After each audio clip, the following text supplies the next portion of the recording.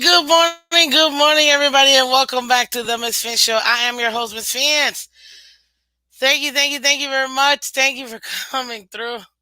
Really do appreciate it. Good morning, guys. What is going on, my lord? Welcome. Good morning. Listen. Looks like we made it.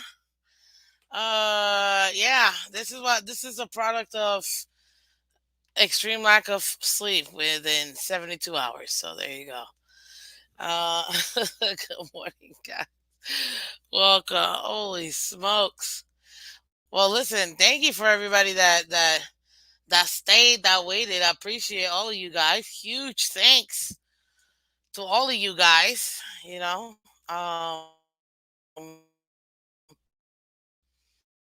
Really appreciate that. You guys are literally the best. But guys, welcome to game preview where we preview finally Miami Dolphins versus the Kansas City Chiefs. Oh my God, week 9 of the 2023-2024 NFL season. Thank you so much for coming through, guys. I really do appreciate it. If you can do me a favor, you know what I'm going to say, you know what I'm going to ask. Go ahead and hit that like button, guys. Hit the like button. Yes, we are fashionably super late, but it's okay. Why? Because you guys still like me, and that's all that matters. So thank you for that. Thank you very much. Guys, we're going to discuss everything here with the game today. We're going to be talking about trends. We're going to be talking about what to expect for, keys to victory, so on and so forth. So thank you guys for coming through. I really do appreciate it. Also, too, guys, if you are brand new to the channel and you're just coming through, guys, we got a few awesome changes. You see, we finally hit the 1,000 subscribers. So, got super chat, super thanks, super stickers, and finally, we got what are they calling it? Oh, memberships. There you go. Wow, my brain. But we're here, guys. We're gonna make it happen. We're gonna make it happen. Let me say hello to everybody. As always, remember you can find me Phins Monday to Eastern. However, today, I wanted to build that suspense. I apparently behind my eyelids because I was still sleeping. But yes, guys, you can find regularly Miss Fans Monday through Friday, 8 a.m. Eastern. So thank you for that. Um, Also, too, if you're old school, you want to still donate old schooly as well. 100% of the proceeds do go to the channel, so you still got Cash App, Venmo, PayPal, all that good stuff. Everything is Misfits, MISSPHINS. And like I always like to say, we win together, we lose together. Dolphins for life. Okay.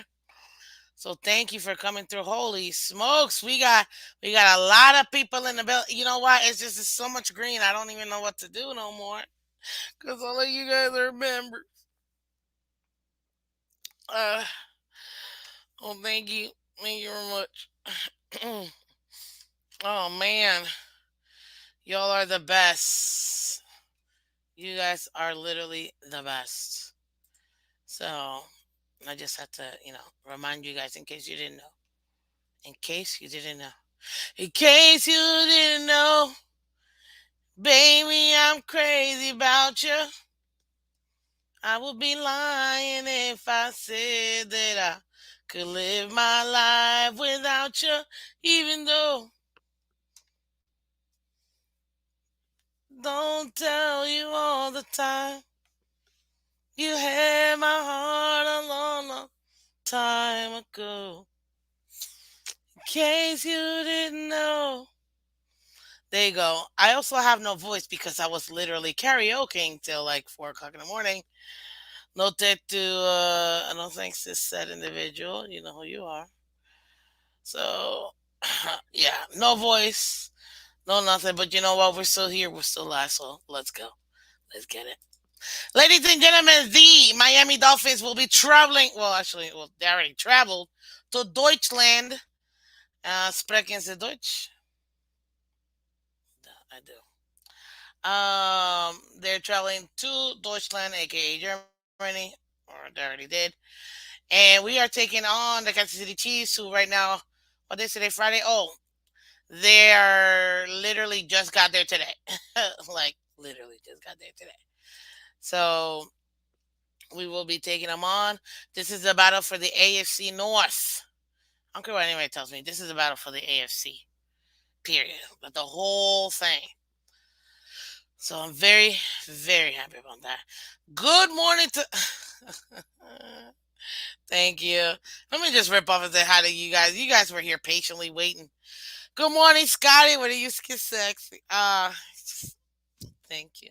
Good morning, Chris. Good morning, Bob. Good morning, Dean. Welcome, guys. Hooked up Joe. Welcome. Good morning. Good morning. Dolphin Thirsty. Thank you. No green here, but still a big fan of Miss Phins. You don't have to be green, okay? But I'm still a huge fan of yours too, so don't even worry about that. What's up, Mr. Polk? Welcome, Sheko. Welcome. I think Miss Finn is still sleeping. You're 100% right. I absolutely was. Uh, Mea culpa. Let's see here. Who else? Yeah, I was absolutely still sleeping. You guys y'all are funny. You got jokes here. Look at this. Uh huh. Look at this. My dentist said he thinks it's funnier when he tells a joke and no one laughs. It's cute. Let's see here. Clementi, welcome. Good morning. Make sure to like, subscribe, and share. Thank you. Yes, guys, like, share, subscribe. Jimmy Eat World, welcome. Good morning. Welcome, welcome, welcome. Jeremiah, welcome. Happy Friday morning, Miss Finn. Smash the like button on your way in. Let's go, Dolphins. Yes, yes, yes. Thank you very much. Thank you, thank you, thank you. New attitude. Thank you so much for coming through. Let's see here. Michelle in the building. What's up? I almost switched my pick last night to Pitt, but went with my first instinct. So you're welcome. Girl, I'm not gonna lie to you. I was telling everybody, I don't know if you were watching the Phins tailgate last night, but I was like, when I saw you pick Tennessee, I was like, yeah. The whole time I was telling others, come on, Steelers. Let's go. What's up, Robert? Welcome, Jordan. Welcome, Jordan. How you doing? Jordan, I'm his fans. How you doing? Color, welcome. I'm green with envy. Oh my God. What are you, the Hulk? Ka-dunk. Anyways, good morning, guys. Thank you so much for coming through. If you see all the cooler people in green, that's because we finally have memberships. It took feels like 300 years to be able to get in the channel, but we got it, and that's all that matters.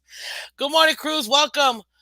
Oh, what's good, people? Well, Miss Fins woke up. That's good. So happy to play you guys this Sunday. It should be a fun game. I'm from Florida, and I have huge respect for the Dolphins. Even got my brother and my grandfather as a Dolphins fan. So Jordan, first of all, welcome to Miss Finn's channel. I really appreciate you. You must just be a brand new Miss Finn's fan. If you're not, regardless, thank you so much for coming through this morning. I appreciate you. And as a Kansas City fan, oh, you're really gonna enjoy today's show. Trust me. Or at least I will. Uh, yeah. They're gonna destroy you. You're gonna wish you were never created. Nah, I'm just kidding. Oh, we still are gonna destroy you. So let's get with it, ladies and gentlemen. Uh, you got the. Sorry. Lord. Like I said, let's go over the game here, guys. Yes, and y'all know where I get my stuff from. I'm very transparent, guys. You know where I get myself from. And I broke a nail. This is unbelievable. You've got, like I said, it's electric boogie. So now remember, guys, this is a 9:30 a.m. Eastern Standard Time game on the NFL Network. But if you live in South Florida, that's in Broward County, You will get the game over here. I believe it's channel 6. If not, it'll be channel 4. Either one. Locally, we have peeps. So do not fret. We will be fine. Ladies and gentlemen, this game is going to be played in, again, Germany, Frankfurt Stadium. The Kansas City Chiefs are favored by 1.5 points. The over under is 50.5 points right now. Oh, good for them. The matchup predictor so far. Oh, NBC 6 local this week. Okay, perfect. So it is NBC 6. Um, so check it out. They have the Miami Dolphins at 48.8% winning this game, and the Kansas City Chiefs at 50.8% winning this. Now, you do know that Tyreek will be playing his former team that didn't want to pay. Um, but it's okay. We'll be fine. The game will be on at 3 a.m. on my neck of the woods. Who smokeums? Yeah, that's far. Wait a minute. 6 hours. Are you in Hawaii, Shekel? Where are you? Not that, I mean, you don't got to dox yourself, but I'm just saying. Because I feel like you're in Hawaii. That's super cool. Hello, my friend. How you doing? Hey, we got somebody watching on Twitch, ladies and gentlemen. Good morning, Arisa Laris Hicks. Thank you. Awesome. Holy smoke. Shekel out here watching Miss Phins from Hawaii. So that means it's five. No, I'm way wrong. It's it's 2 o'clock in the morning. No, I'm just kidding. I mean, it's 2:44 over there, sir. Well, thank you for watching, Miss Vince. Much appreciated, much respect. Let's go over. You guys know I love to break everything down for you. So let's start with our injury reports for each team. Okay, you have the Miami Well, yeah. I mean, I'll start with the Dolphins because I'm a Dolphin fan. So no, don't tell him to go to bed. Maybe he works a great shift. Good morning, Chef Drew. How you doing? So I'm coming over, Miss Finn. Expect us. You're going to Germany? Cool. Awesome. That's awesome. Okay, for the injury report, the Miami Dolphins right now, the latest. Remember, I gave you guys an update yesterday. But right now, Bethel, still questionable. Barrios with a hamstring. He was limited Thursday. Okay. But he's still designated to play, so you're good. Not to your crib to watch the game. Nah, it's not gonna happen, homie. You have to go to your local restaurant. I'll tell you that. It's the state of Florida, and nah. Love you, but nah. But feel free to go to a local establishment watching the game. You got Durham Smythe with the ankle return to practice limitedly on Thursday. Also, Mostert as well with his ankle was limited on practice on Thursday as well. Yeah, McDaniel spoke well of Barrios. Expect him to play. Yeah, appreciate it. That was the latest from literally yesterday. Obviously, we know Xavier Howard and his groins. Literally, groins. He was limited on Wednesday, but expect him to play. He already said he was playing. He feels good. He's excited about playing with Ramsey, which is gonna be sick. So that's good. Brandon Jones is still in concussion protocol. He did not travel with the team to Germany. He won't play this week. Connor Williams, Ramsey, Nick Needham, all three are still technically questionable, but they're all expected to play. Now, the only one that I would say would be Connor Williams, who may be, on a limited basis, but we should be able to expect him to play on Sunday, which is phenomenal. As you know, Tehran,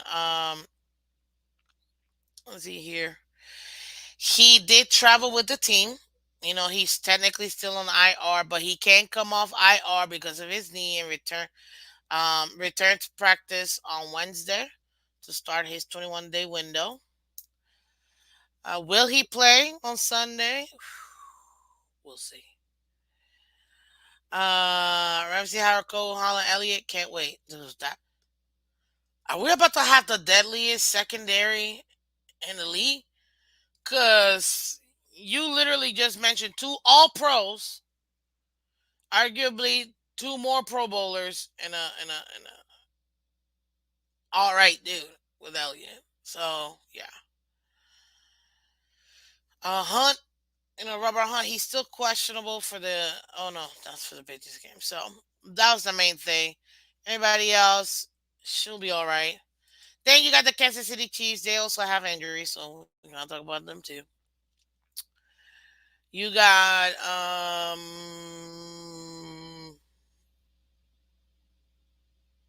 Willie Gay, linebacker. His lower back, he was limited on Thursday for practice. Jarek McKinnon, their running back, was questionable due to his groin.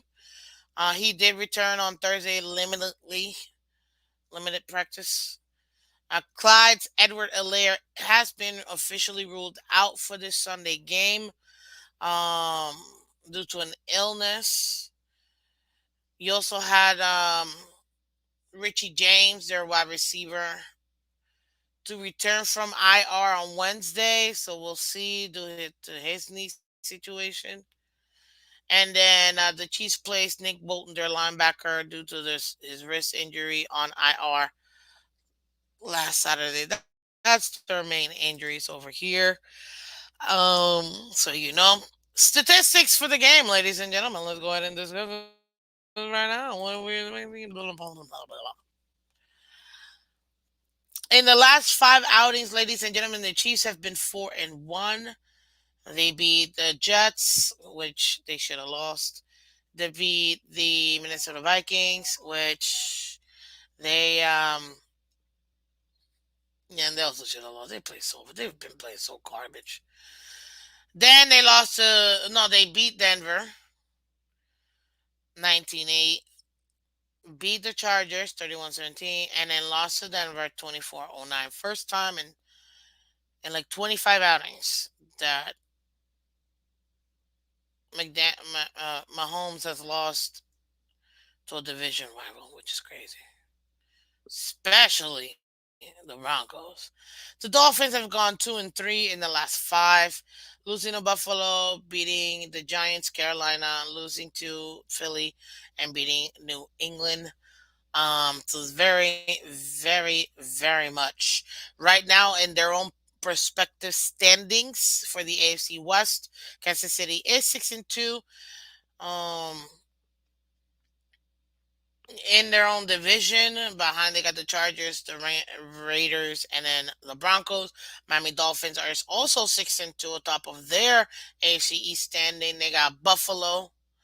They've got the New York Jets and New England behind them as well. Let's continue. Let's see here. Oh no! Oh no! What we're not doing is that. Give me a second, guys.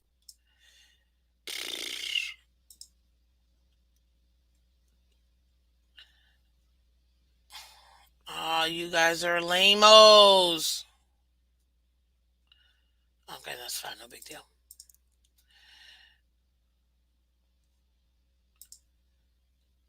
Give me a second. Hold on.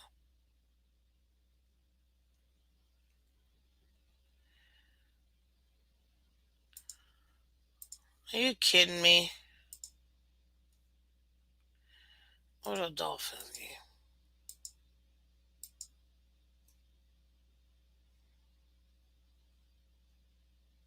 Okay. You've got, ladies and gentlemen, your season leaders so far when it comes to obviously your respected teams. When it comes to passing, you've got the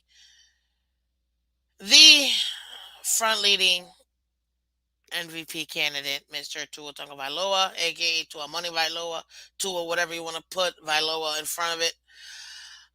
He's already 193 for 274 attempts, 2,416 yards, 18 touchdowns, 7 interceptions. Patrick Mahomes is at 209 completions out of 304 attempts, 2,257 yards, 15 touchdowns, 8 interceptions. As far as rushing, Raheem Mostert, 97 carries, 520 yards, 10 tutties, leading all running backs in the entire league.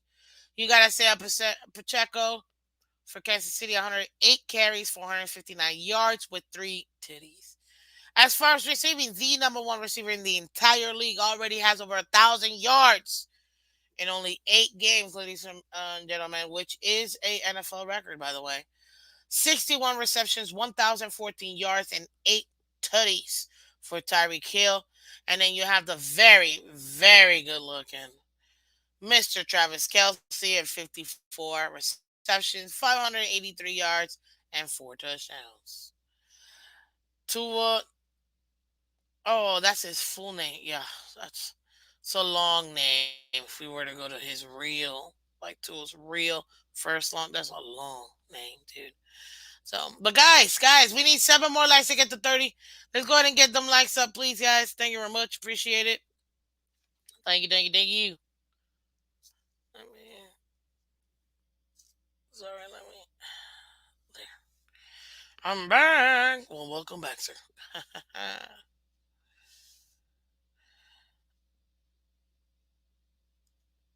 Yeah, I tried to get you to read it, Miss Phins. I can't pronounce it. Oh, really? I can. Give me a second. We're about to say Tua's official full name. Tua Nigga Manuole Pola Tagovailoa. There you go. Now, granted, I did not say that probably with the correct. Uh, I said it, maybe didn't pronounce it, as fancy schmancy as what one would expect, but I still said it, so there you go. Oh, okie dokie. Let's go over now, ladies and gentlemen, with, as we always do, our expectations for QB1, QB numero uno, Mr. Tagovailoa. Uh, who's that right guard? Oh, right now. Oh, right now, technically, we have. Remember, Connor Williams is very high likely that he will be playing. Robert Hunt is listed as questionable. He should start, but we still got Lester Cotton ugh, as his backup. So we'll see.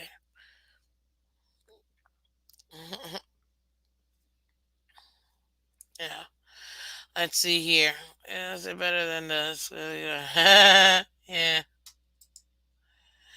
Let's see here. So with Tua talk about like, what are our expectations, guys? Well, you already know this. We set the expectations back prior to the season starting. We asked that our absolute amazing, super awesome quarterback meets a minimum standard for us. So let's get into this. Well, we asked for him to do at least 275 yards per game minimum, which is only 3 more yards than what he averaged last year. A minimum of 2 tutties, if not 3. We expect 1 interception every other game. Hopefully, no interceptions in this game. Like, I actually expect no interceptions this game. A 65.7 completion percentage and 100.5, 100 plus passer rating. The closer to 105, the better. But at minimum, 100 plus passer rating. That's what we expect here for our Tua Money by Loa.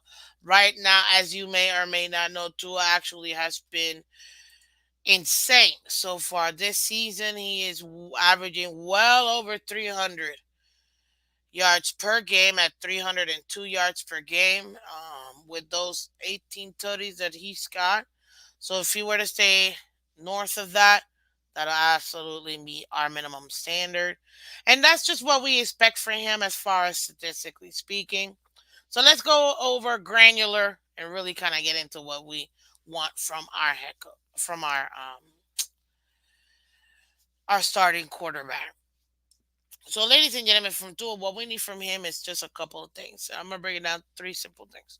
Number one, Tua Tagovailoa, protect yourself. It's the most important thing. Protect yourself. Protect yourself. Protect yourself. Okay. How do you protect yourself? Very simple. Continue to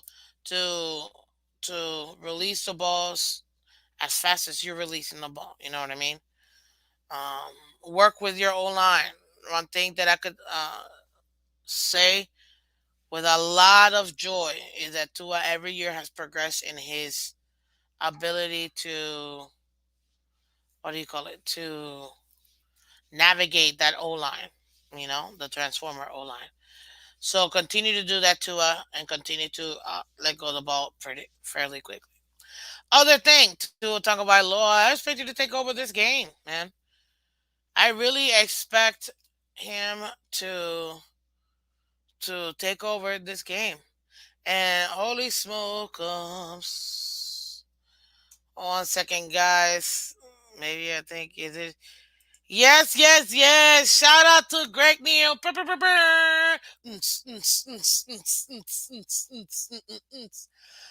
Thank you, Greg, for that $10 Cash App donation, sir. Thank you, thank you, thank you. Ah, man. Thank you so much. Guys, every little donation, even a buckaroo, you guys don't have to donate.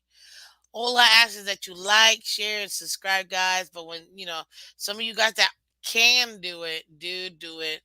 I'm really grateful, guys. Like, seriously. What's up, Kings? Welcome. Good morning. Man. And shout out.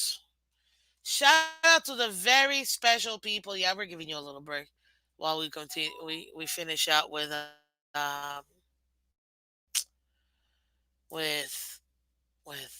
Mr. Tua Tagovailoa. Is shout out to these great individuals who have decided to be part of the team. Part of the Phins team, just like the Miami Dolphins. So I gotta say it. I gotta say it. Shout out to our new members. If you see them in green, personally, shout out to Michelle. Shout out to Shekel. Shout out to Ebbs, Hooked Up Joe, Scotty, Adam S, Cruz Ruiz. Shout out to all of you guys as members, man. Shout out to the members. You guys are awesome. And Greg Neal, thank you so much for the donation. Much appreciated, sir. But yeah, shout out to everybody.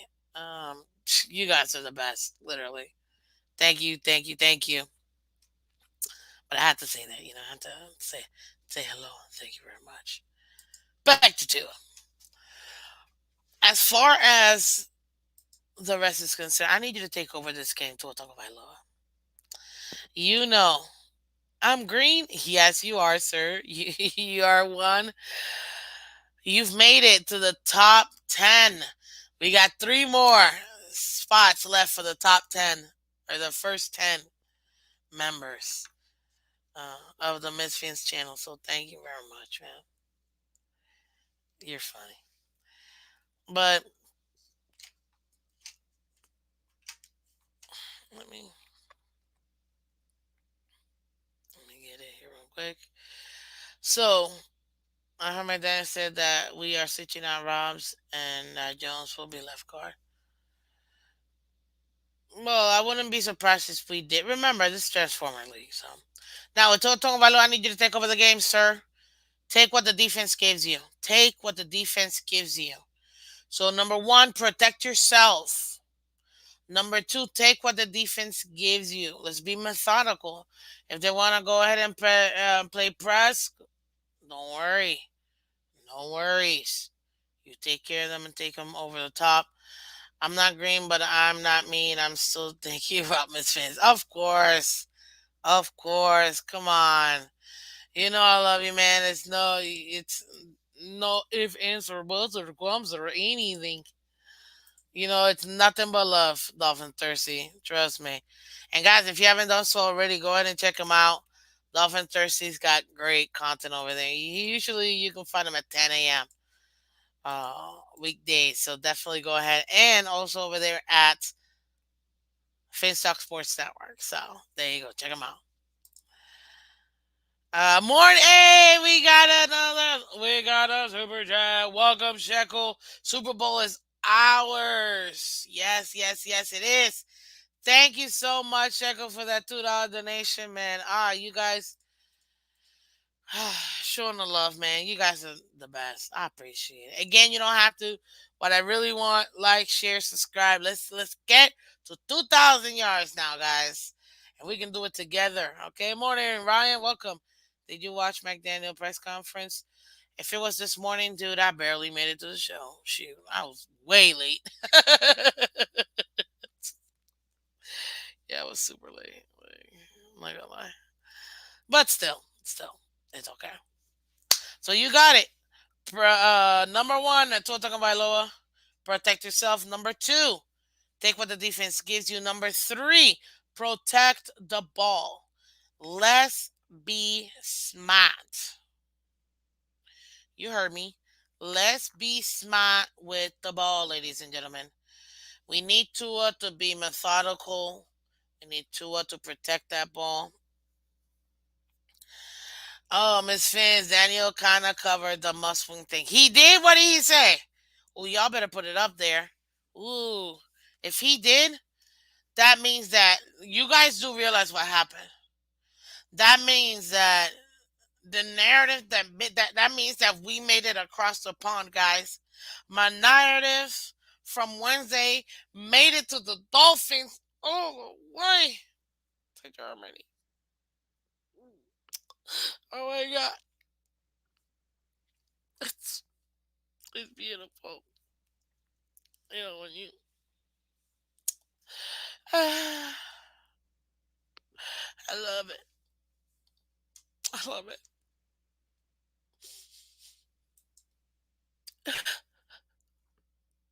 So yeah. Oh Lord. That would be so dope too. Uh, yeah, it's pretty awesome. But anyway, let's continue. So yeah, those are the three things I expect from Tua. It might seem a little generic, but this is the thing. One thing that I know that we've been clamoring for Tua Tagovailoa is consistency from him. It's one thing that we've been looking for, that we've needed from him. Mind you, we're smart Dolphin fans. We're very bright Dolphin fans, all of us, and we understand the circumstances of his injury, how that took a toll, and things like that. But now that he's 4 years removed from that injury, second,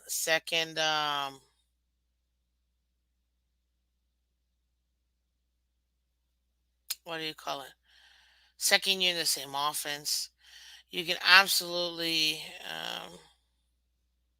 you can absolutely expect for him to have more consistency, and that's what you want to see. That's what you want to see from your quarterback. You want to see the consistency of a high level of play. And so far, Tua has been meeting that expectation, ladies and gentlemen. Especially with the way that he's taking care of the ball. I'm very, very proud of him so far. Okay? Now, if he does those things, he takes care of the ball, takes care of himself, and takes what the defense gives him, as simplistic as that may be, it'll allow him to continue to be productive. And it would allow him to continue to show us the maturity level and how he has progressed as a NFL quarterback. Um, That's what you want. Hey, Dean, prayers to you, man. Prayers to you. Seriously. Uh, wish you nothing but the best. Okay, blessings on blessings on blessings on all you guys and the entire Dean's family. You know, it's nothing but love from over here and from the Miss Fans family for sure. Um, okay, and then you can rewatch the rest of the show afterwards. But it's true, ladies and gentlemen. Back to Tua. It's true. What you want is progression, and Tua is showing us that he's progressing. And yeah, if he can continue to do that, ladies and gentlemen, he's gonna show us that. Because right now, Tua's playing on a, some people may say, it, some people may not say it. He is playing on an elite level right now. Is Tua elite though? Some people are gonna say yes, some people are gonna say no. But you taking a look at what he is doing, what he's been able to do this year. He is playing at an elite level. You could even argue he's playing at a franchise quarterback kind of level. Is he still the franchise quarterback or not? That's a debate for another time. But what you want to see from Tua is for him to continue to progress. And you know what? I already told you guys. Listen, I need stability with my Dolphins. Just give him and McDaniel a 10-year contract. Let's keep it moving. You know what I mean? That way we don't have to worry about it. Kind of like a Mahomes type deal. $500 million. Um, and kind of just get him to spread that out, give us some opportunity to spread the wealth and just continually provide him with a great team and great talent around him. But yeah, didn't leave till tomorrow. That's why I said tomorrow, not realizing that it was last night and today is today. Yeah, you're still awake, aren't you? So I get it. No worries. But that's the expectation for Tua, ladies and gentlemen. I think that he can provide us with that kind of level of play and consistently. And the reason why I say, again, this is a completely different topic that we can discuss. Whether he is or isn't a franchise quarterback, or he is or he's an elite. You can definitely argue that. We won't do that today. We are that later. But he is playing. You cannot deny, based on what his production so far this year, he is playing at a very high elite level, at a franchise quarterback level. Um, and right now, Tua Tagovailoa, he's growing in our eye, in front of our eyes, and that's what you want to see from your QB. Your young QB. I already told you guys. Listen, I understand the assignment now. I understand the assignment with the Dolphins. I understand we're treating this team not just two or two. Remember that, and I've said this before. You guys know, but we're treating this team like a late '80s, early '90s NFL team. We're giving our guys time to develop. We're giving to develop. I don't expect us to give him an extension next year. I expect him to play in his 5th year option. I'm being super serious.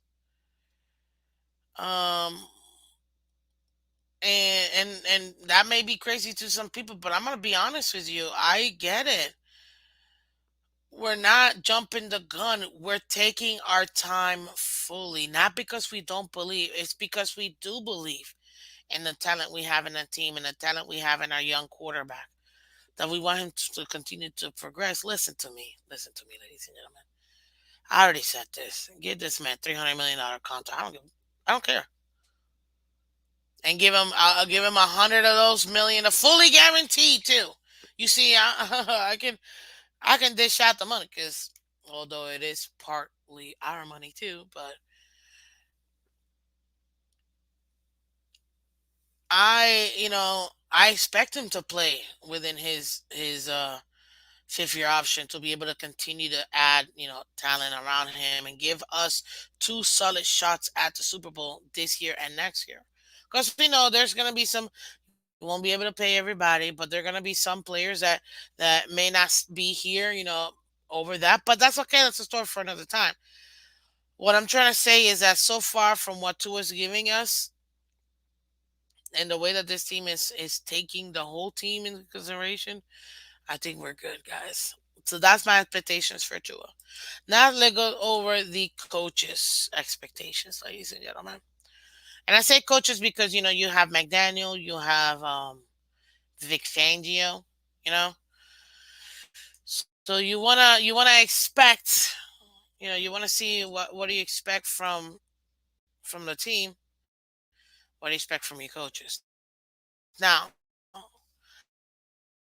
McDaniel, as always, and I say you have to make your adjustments, McDaniel. Like, you have to make your adjustments. There's no other way of doing it, sir. We need you to make your quarterly adjustments. We need you to make your halftime adjustments. Like right now, this is it. I wish Tua would take like 20 mil a year. You know what? I'm not surprised. Like I'm gonna be honest with you. Maybe he will. Maybe he won't. Obviously he's gonna get paid. He knows this. He continues to do it. But if he takes the Brady route and he's smart, and I'm not saying that he won't take his money, because remember, we can give him a fat check to reduce that overall amount. Definitely not likely. But if he's smart and he allows for the team to have flexibility, guys, we won't just have these 2 years a shot at the Super Bowl. We could legitimately have a shot at the Super Bowl for the next, 5 plus years. And yeah, that'd be that would be awesome. Jones got $40 million. Yes. Yes. How many quarterbacks during Brady's era took a bunch of money and did nothing? Well, I think what some of us are saying is, if he's smart, takes a Brady route, he knows he can. He knows he's gonna get the marketing. But if he can get them, rack those rings up, the money will come. He knows it. He's smart. But with Coach McDaniel, I need him to make the adjustments.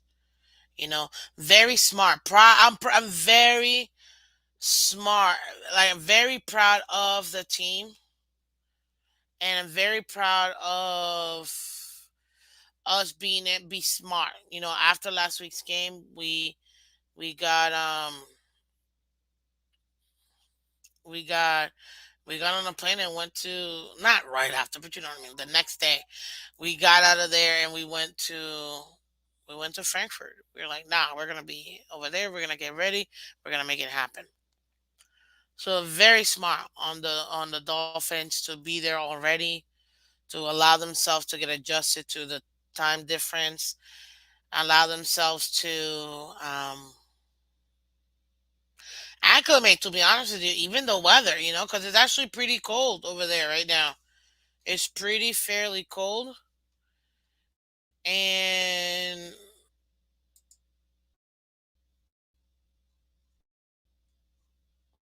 let's see here. If they show me. This is lame. Like, why are they not showing, like, oh, man.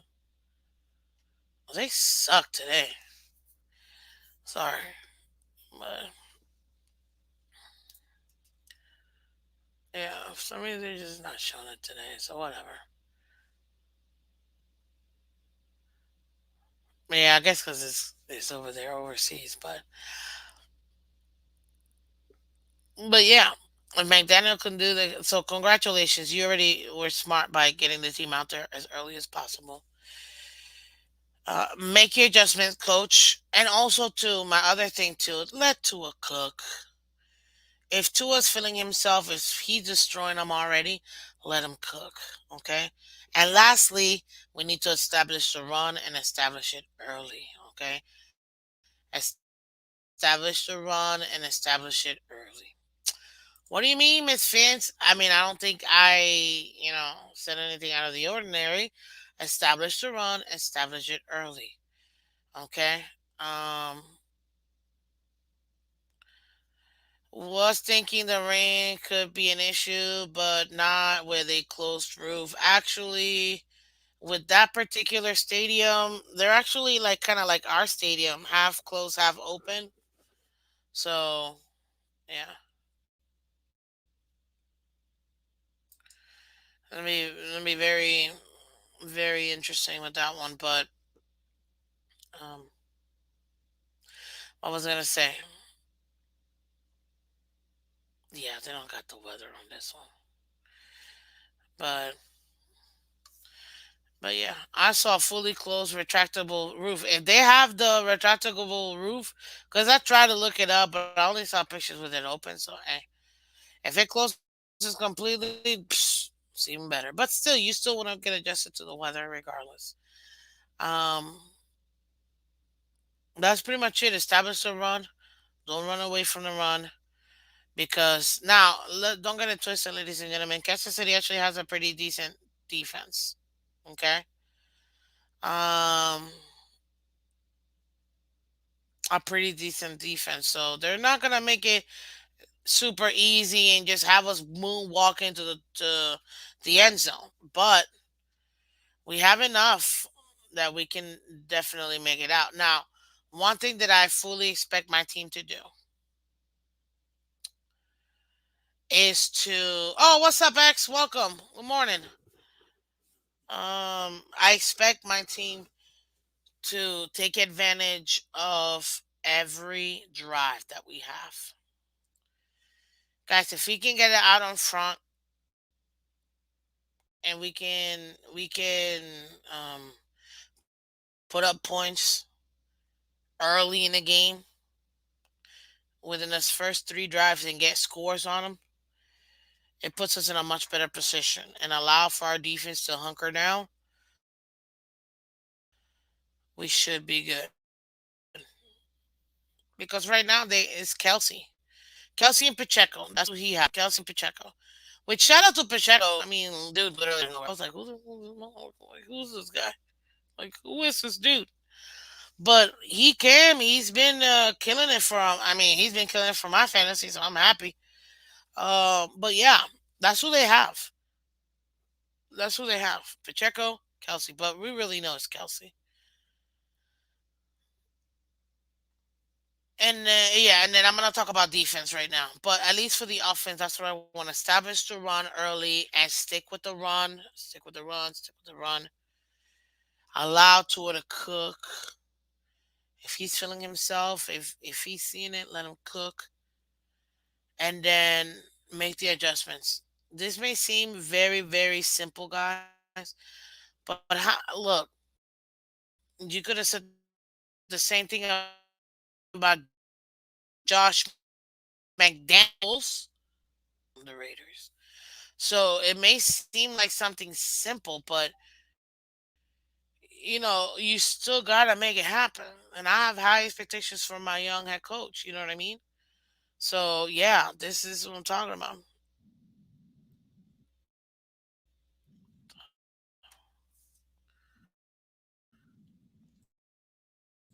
Hold on, guys. Sorry. Okay. So yeah, so that's what you what do you call it? That's what you kind of can expect out of Mike McDaniel. Then you have Vic Fangio on the other side, ladies and gentlemen, with our defense. And oh boy, Vic Fangio must be like, oh, thank God, finally. Because, ladies and gentlemen, yeah, our D has been managing. We know this. But holy smokes. Did y'all see Ramsey play last game? Oh my God. Ramsey look, and I called it and I told y'all heard me. He looking like the Jaguars Ramsey that was just like a spring chicken, man.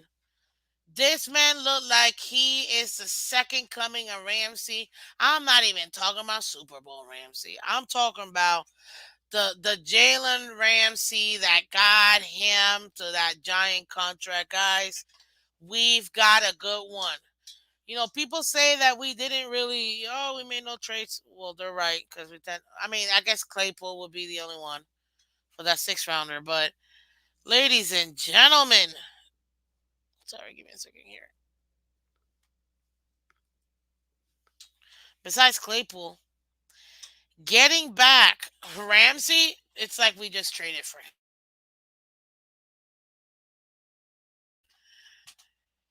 Holy smokes! And then you saw how eager X was like, "Oh, I need to play with this man." You got X on one side, you got groins on one side. 'Cause, you got groins on one side, and you got, oh my god, bro, we're about to be a top 10 defense. We're about to be a top 10 defense. Hey, how you doing, Mrs. Dean? Welcome, Miss Vince. Thank you. Of course, of course. We have a special room in our hearts for you and your family. Jill Earhart. Oh, Jill. Never mind. Well, welcome, Jill. Again, much appreciated. Sorry, I thought you were Daddy Dean's. But still welcome. Uh, Listen, having Jalen back, Vic Fangio is salivating like, ooh, my new toys. My new toys. Vic Fangio out here like, I love you. I honestly love you. Like, he doesn't know how to contain himself. He's so happy. He's like, finally, I got Jalen, baby. Because I think it's hilarious. That's why. AB. I gotta think it's hilarious. First time I learned we had two of them. Like, I'm gonna be honest with you. Vic said it was just a preview. He's gonna move him everywhere starting Sunday. Yo, teams are not gonna be able to do. They're not. They're screwed. We're out here with Jalen. Oh my God, ladies and gentlemen, this defense is about to be top 10. Don't let us have the number one overall offense and top 10, top five defense too, ladies and gentlemen. Super Bowl, here we come. Like, don't do it. Don't do it, America. Don't do it. Don't do it. Y'all can't handle all that heat. All that heat. Sorry, wrong. I thought I had the right one, but I guess that Jalen. Don't. Oh my God. And don't worry, those two are gonna be feeding off each other. You see, they're gonna be feeding off each other. But yeah, ladies and gentlemen, oh God. And although we all are like pulling our brains out and our hair out when we see Eli Apple getting burnt, but having Ramsey back, that's really gonna help out Eli. Having Elliott back is really gonna help out Eli. Like all of that is gonna absolutely help out. Like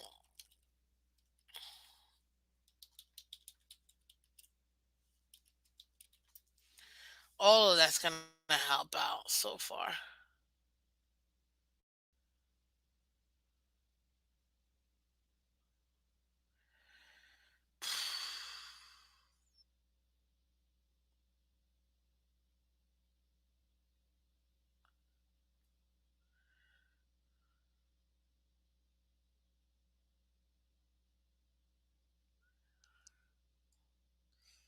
Okay, yeah. I'm telling you right now. I think she's back on tour. She doesn't start till next week, the week after. So her next tour, even though it is gonna be in Buenos Aires, Argentina, but that's gonna be the ninth. It won't be this. It won't be this week. So in a week she'll be playing the ninth, 10th, and 11th over there. and Argentina. So she might, she might still, I'm still holding out. Okay.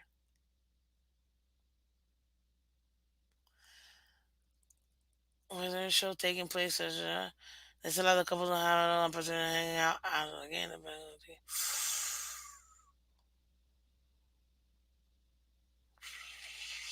Hold up. I'm getting the 411 on if she's going to Germany or not. Hold on. So okay, going international ninth. Other nation taking place at the time. This allows the couple to have another opportunity to hang out after the game. This allows the couple to have another opportunity to hang out after the game, depending on the team's plans to fly back to Kansas City. Okay, she may be going. She may be going. I hope so. I hope so.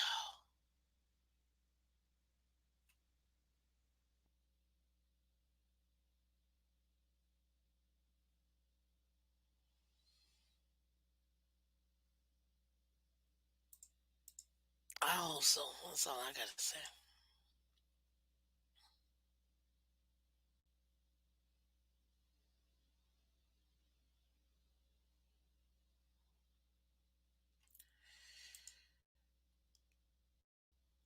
Just saying.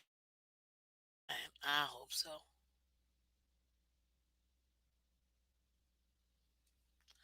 And let me. Miss Fins, you mean Kansas Swifty City, right? Kansas Swifty, for real.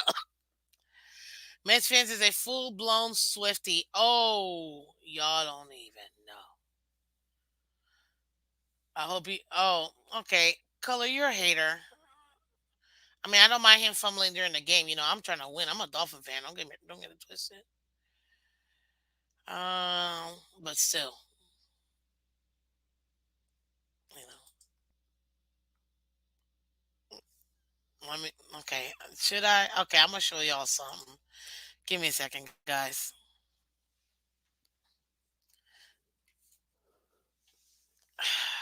I don't know if y'all are ready, cause this just got to me.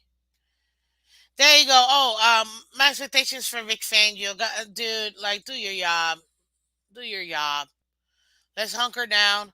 Don't allow Pacheco to go off. That's really it. Let's shut down Pacheco. Let's clamp him down. Number two, don't let don't let Mahomes destroy you on the ground with his scrambling. Excuse me. That's number two. And number three, let's take care of Kelsey and take him out the game. We do those three things, we're definitely gonna be doing. She's a true self-made billionaire. Gotta give props. She doesn't need any of us to defend her. Oh, absolutely. But ladies and gentlemen, so it totally just got here. But I did just get my folklore CD. Thank you very much. Thank you very much. Which, to be fair, I had her original CDs, but then I stopped at 1989. I didn't have any of her new ones. But I had to support my girl, so I rebought Red. Yes, I did Taylor's version.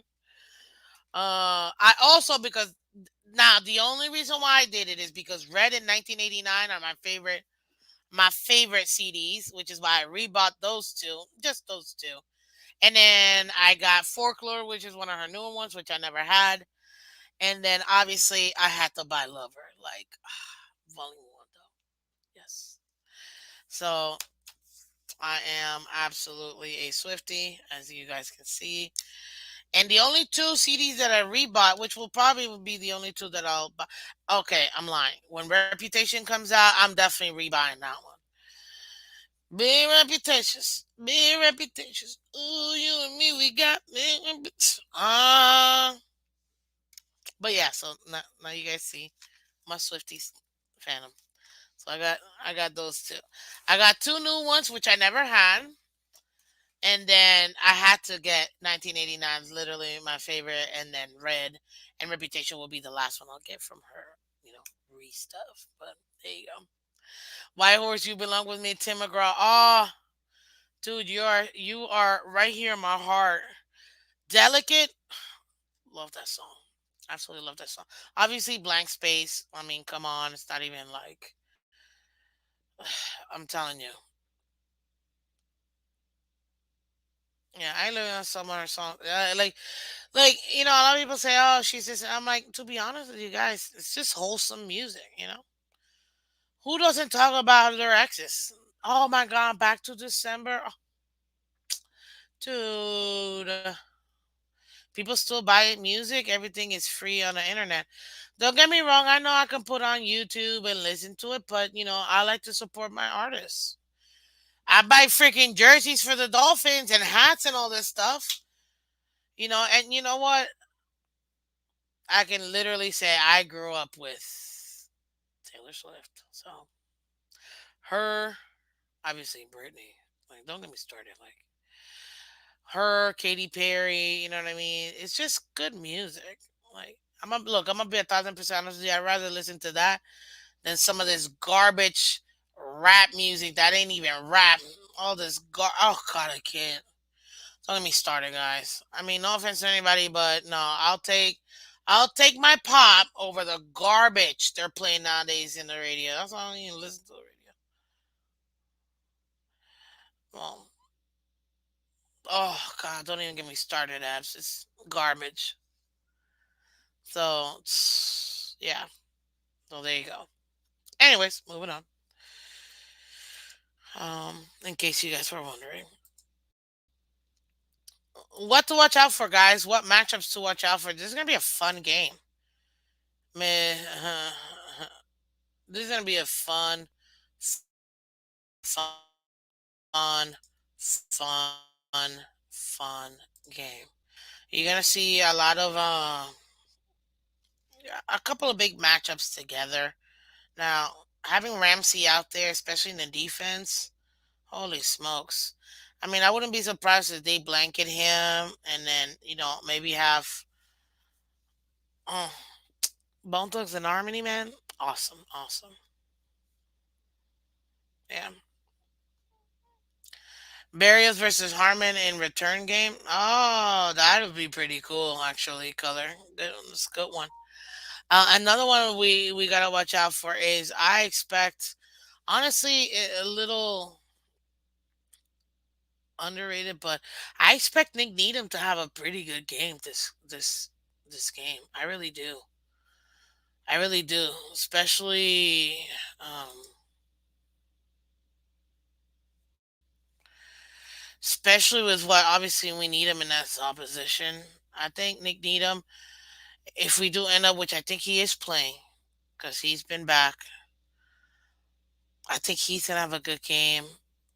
I think, and people may crap on Deshaun Elliott. I think he's also gonna have a good game. We could expect Holland, we expect Howard and Ramsey to go ahead and have good games, but I feel like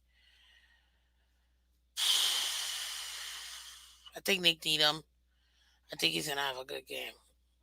If we get to do it.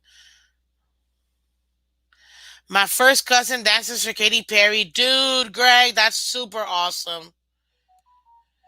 That's so awesome.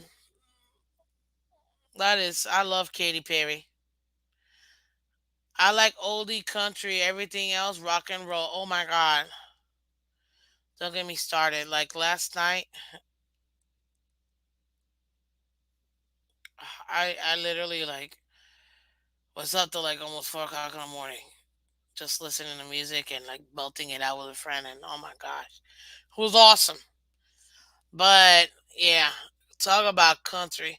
She's country. Shoot, from a cowboy boots to her down home roots, nothing but country. Let me see if y'all know who that is. Anyways, I like listening to Bocelli. I'm trying to get tickets. My nephew got mad at me. I'm trying to culture him now. Hey, Andrea Bocelli, beautiful. You know who I also love? Uh, you know him. Uh, Canto la vita. Josh Groban. Love Josh Groban. And yes, Jason Aldean. I do love Luke Bryant. But that was Jason Aldean. Literally. I used to like Guns N' Roses. Come on, man. Guns N' Roses is great. I'm revoking my membership if this turns into a country channel. Relax, Michelle. Okay? Open up your palate. But but yes, I do love I have a wide range of music. I really could listen to all types of music. But you're funny, Michelle. Um but yeah, I think the matchup between Kelsey and between Holland, Kelsey and Ramsey, they'll probably, let's be real, guys. Because they got obviously Kelsey. They still got Sky Moore. They got Valdez Scantley. They got Tony. Um, so I expect our guys to get on them too. But I know they got Miko Horman, who actually has been playing much better the last couple weeks. But I think watch out for like X on because I think we'll probably use Ramsey at on Kelsey. You know what I mean? Yeah. So yeah, it's one genre I can't stand, but I love me some Andrea Bocelli. Beautiful. I mean, voice of an angel. You know what I mean? And yeah, no, I love country. I love country. Man, I go camping all the time. Shoot, we're trying to plan it already. Death metal is like someone puking in a microphone. It's not bad, but I do love heavy metal. Um, but yeah, rock, all of that. Yep, all of it. Give it to me, baby. Uh huh. I love all that. But then again, I could listen to it's true. Everything I do. Oh, oh.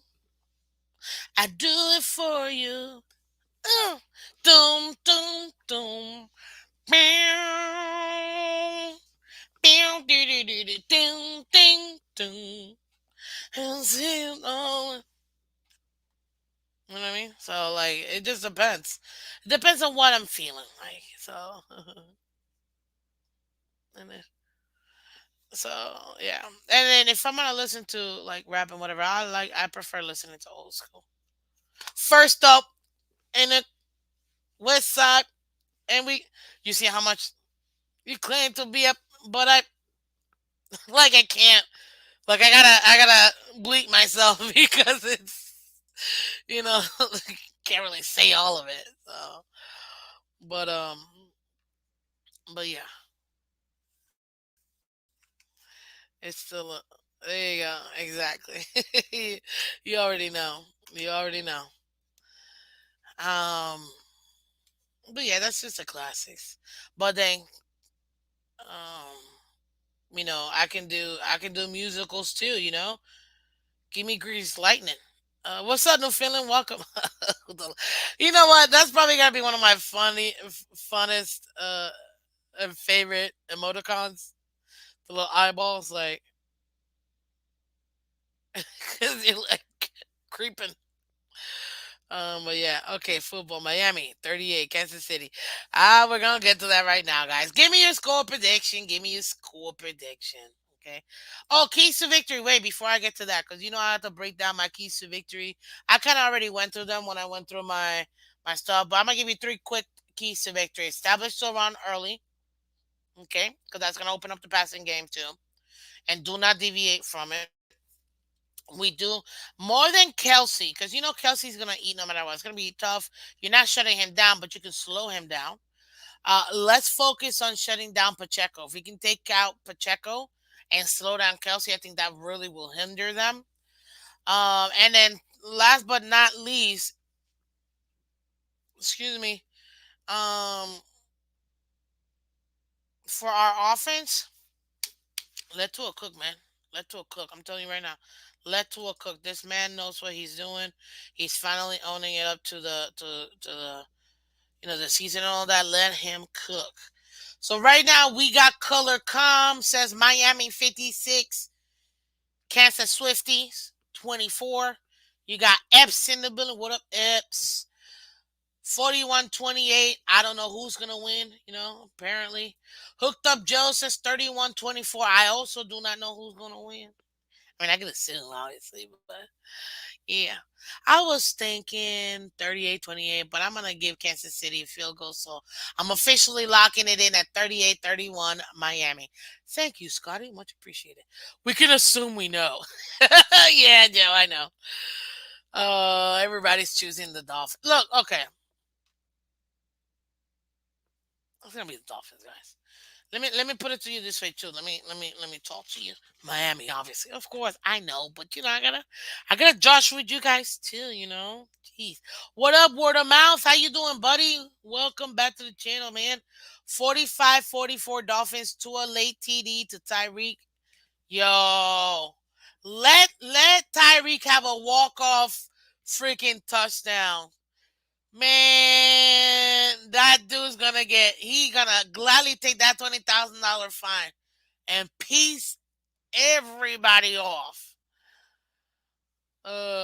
Dolphins 35, Swifties 27. Love it, love it, love it, love it. A swaggy walk off. Oof, can you imagine? But you know what? I'm not trying to have no close game. Why? Cause I ain't got no tight.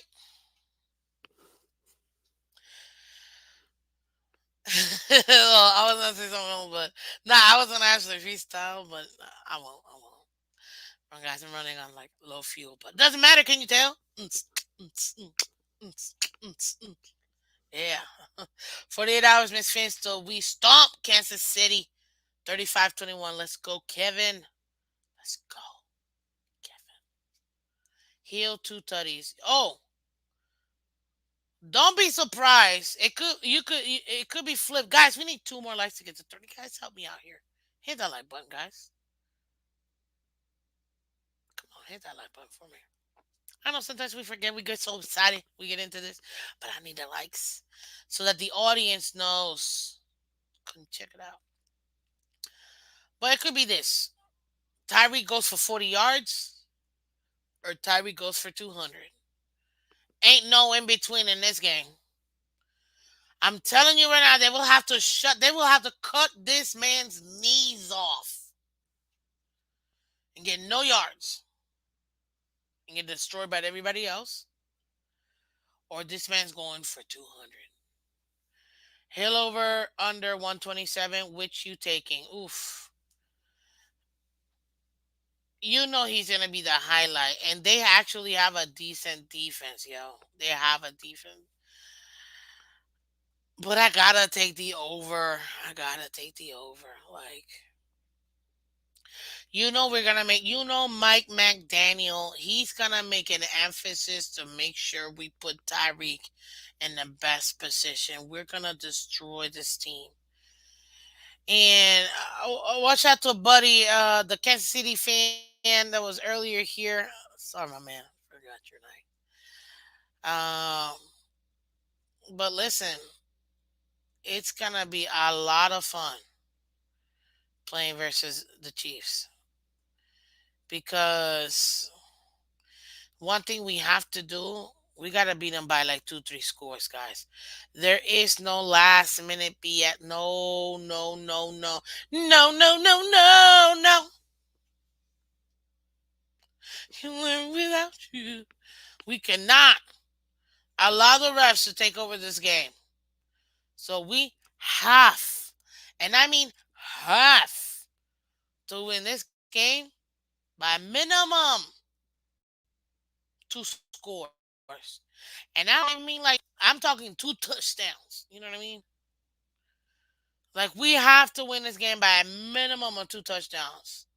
Hey, Bill's fake crowd noise. I don't know if he's still here or not, but welcome, buddy. Sorry, remember, guys, we were a little bit. Chef Jew, I don't know if you're still in the building because I know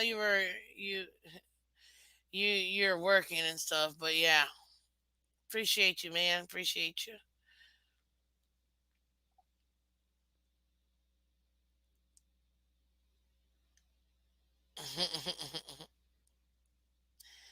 Let's see here. I'm trying to get buddy. Kansas City. Ah, there you go, Jordan. Jordan Francis. What's up, Jordan? The Kansas City Chief fan. Listen, Jordan. Is why I'm enjoying this game today. We're about to destroy the Kansas City Chiefs. Y'all aren't ready. We are about to, no Finland. Stop it. They actually have a top 10 defense. We're not gonna do that. We're not just gonna overlook. At least, well, I guess us fans we can. The team better not. They got a legit defense, man. I mean, the defense is literally the only reason why they're even in some of these games. So yeah, Bills fans know their season over. That's why they're gone. What do you mean? No, I'm pretty sure. I think I saw Mark this week, maybe in the chat. It's just the chat was going so fast. I didn't get a chance to guys. When you're producing, when you're doing all this, y'all already know. I got 5 screens going. I got stuff up here for you guys because we want to give you guys the best quality as possible. But yeah, man, it's tough. It's tough. Sometimes I don't get to read. I don't get to read the chat. Sometimes it's hard to keep up. All I can say is, guys, join the membership if you want to go ahead and support Miss Finn. If you can, you don't have to. But if you can and you want to support the channel too, that is another opportunity you have to support the channel. Okay, we got awesome stuff for you. We got different levels for everybody. Nobody needs to feel left out. You will be part of the team. Okay, so definitely come through because I think you guys will enjoy it. Oh, Red, White, and Bills. Well, I know he works in the morning, so Sean, he's good. No, him and Sean and I, we're good. I don't know about anybody else, but Sean, when he gets a chance, he gets to do it, which is Red, White, and Bills. He's awesome too. Buffalo in full panic mode. I don't think so. They feel like they're back, baby. They're back. Good luck. That's all I gotta say. All I know is we gotta take care of this game so we can remain supreme, baby. The Bills' biggest hit was losing Milano. Yeah, their dirtiest player. So, I mean, it is what it is. All I know is if you want to go and support my fans besides Super Chat, Super Stickers, Super Sinks, guys, definitely go ahead and check out the memberships we got here. So, Karma is definitely another Taylor Swift song. Thank you very much. But yes, Kevin Lee. Bill about to be 5-4 easy. Jets about to be 4-4. Gonna be a great weekend. Yo, stop calling Biddle. Oh dang it! I can't say it 2 more times. You're funny. Mm. Listen, guys. Dolphins also please Jazz Black Friday. Oh, that Black Friday game. Dum dum dum dum dum dum dum dum dum dum dum dum dum dum dum dum dum dum dum dum. All of y'all should know who that song is.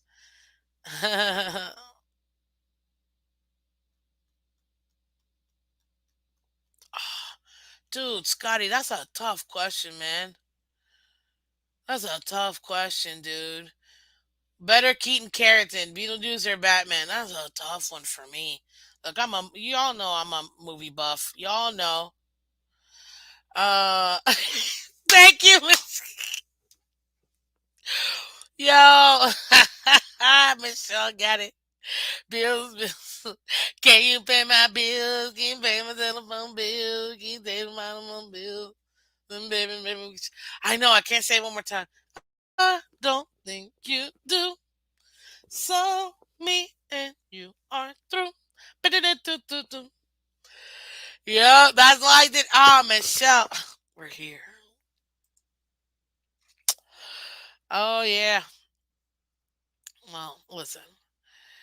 No, AB, don't say it, because then if I say it, it'll be three times and he's up out of nowhere. But said character in said movie, phenomenal, man. Phenomenal. That's I agree. Big kid now they can't stop and cut phrases. Yeah. But listen, gentlemen, you know we're on vacay, so you know what that means. You know, love me some DC. Ah, girl, don't get me started. See, this is the thing. Y'all get me hyped, and then I'm like, I don't know how to act because y'all know I'm a movie buff. I'm a music buff, and yeah, the new narrative would be Chargers got better during the season, s- but our win still doesn't. Literally, dude, literally. We have to beat Kansas City or Jills or Cowboys. Yeah, we're gonna beat all of them. Gonna just say he's ready. Don't let us have. Don't let us have. Yo, I'm gonna cry. I'm so happy. Guys, look at what we've done as a team. Ladies and gentlemen, what the Dolphins are doing is beautiful. We are 6-2 with all of the management that we've had to do. And shout out to all coaching, man. Even Butch Barrios becoming instantly becoming one of my favorite coaches in the team. But look at all we've done. And we weren't even at 100%.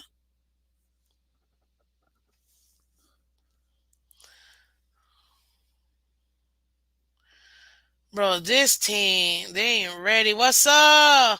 Yeah, guys, definitely go check out Dolphins Thirsty. He's gonna be live pretty soon. Let's show some love. Let's hit the like button for him for sure. But yo, the Dolphins did all this, and we weren't even at 100%. Oh. Ooh, don't let Connor be back. Don't let us solidify this O line. Don't let Tehran come all. Don't let. Oh.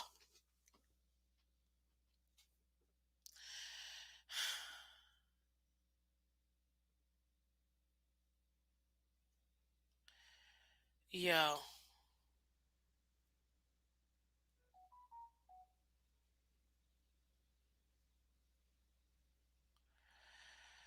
listen to me, Scotty. I don't give up what mainstream media said, whatever narrative they're gonna have.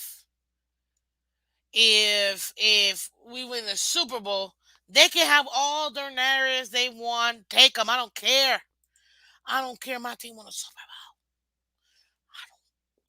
I don't like. I don't like. I don't. None of it.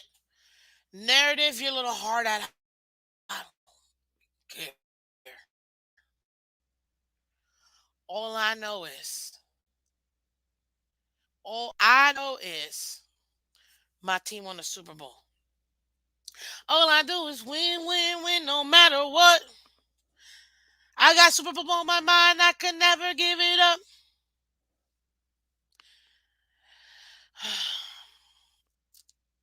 Telling you, yo. So I don't care.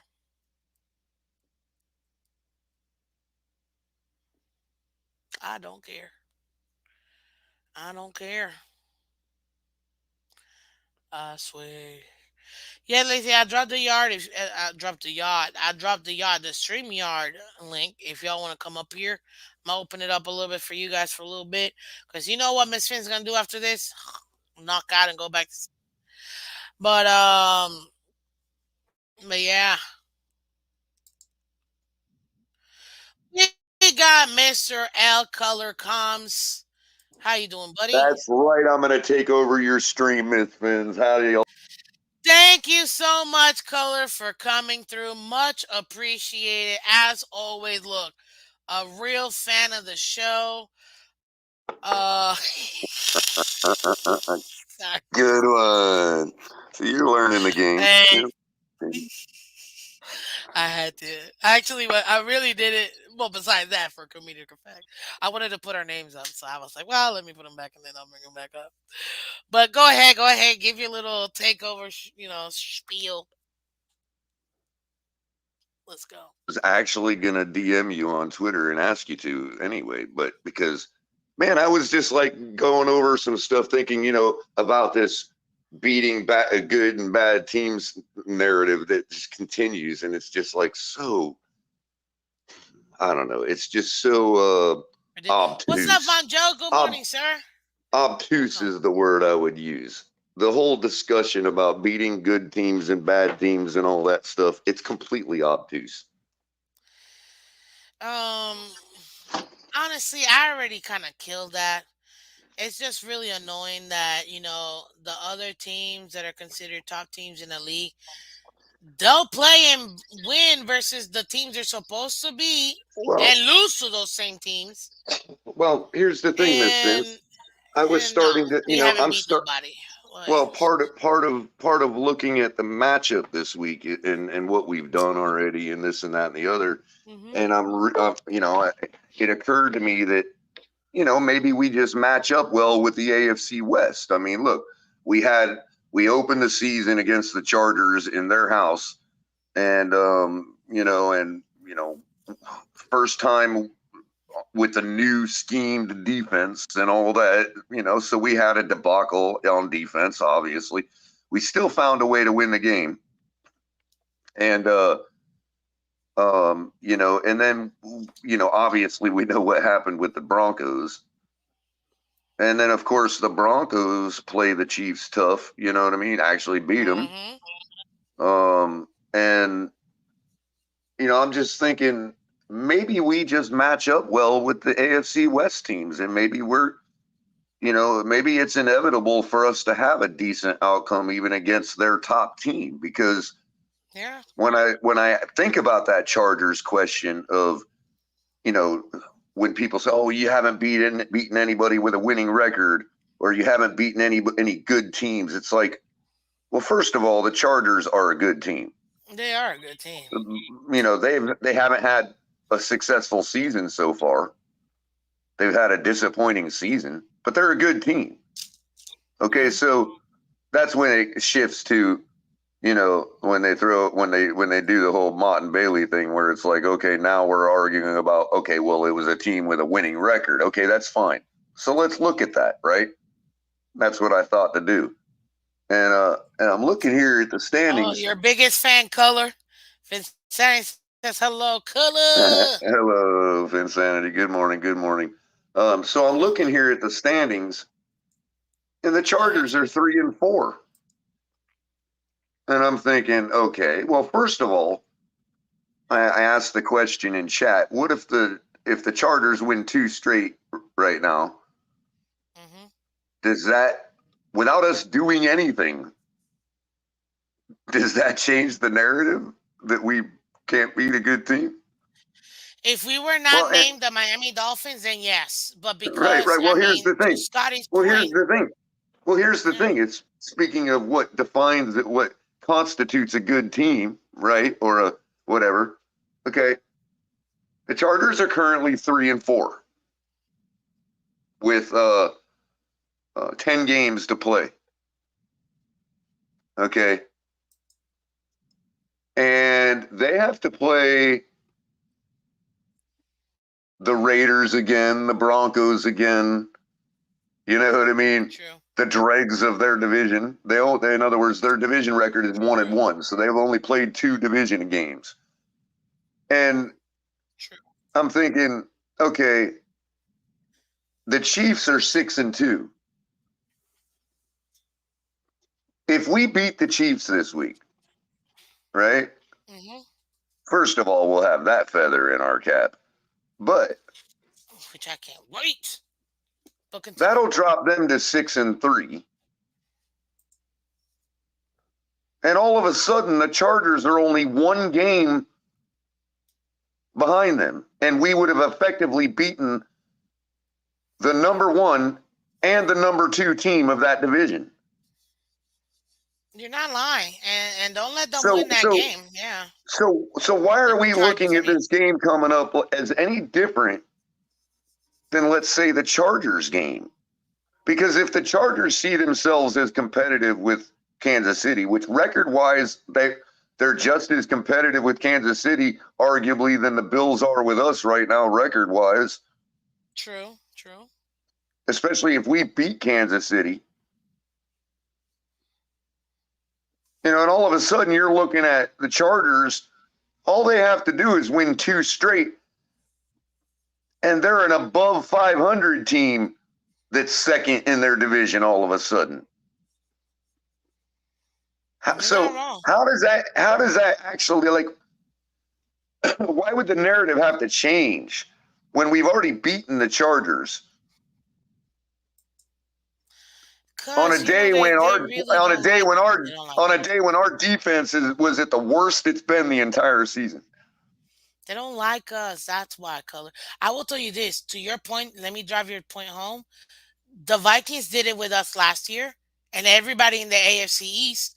For Mm-hmm, some reason, nobody in the AFC East could beat the Minnesota Vikings last year. mm-hmm, Not mm-hmm. one. They could just match up well with the East last year. So I'm Yeah, with you on that one. I get it. I mean, the if we match up well with one team from the West, it's likely, even if that team is good or bad, it's likely that we match up well with the other teams in the West because those teams are built to beat each other.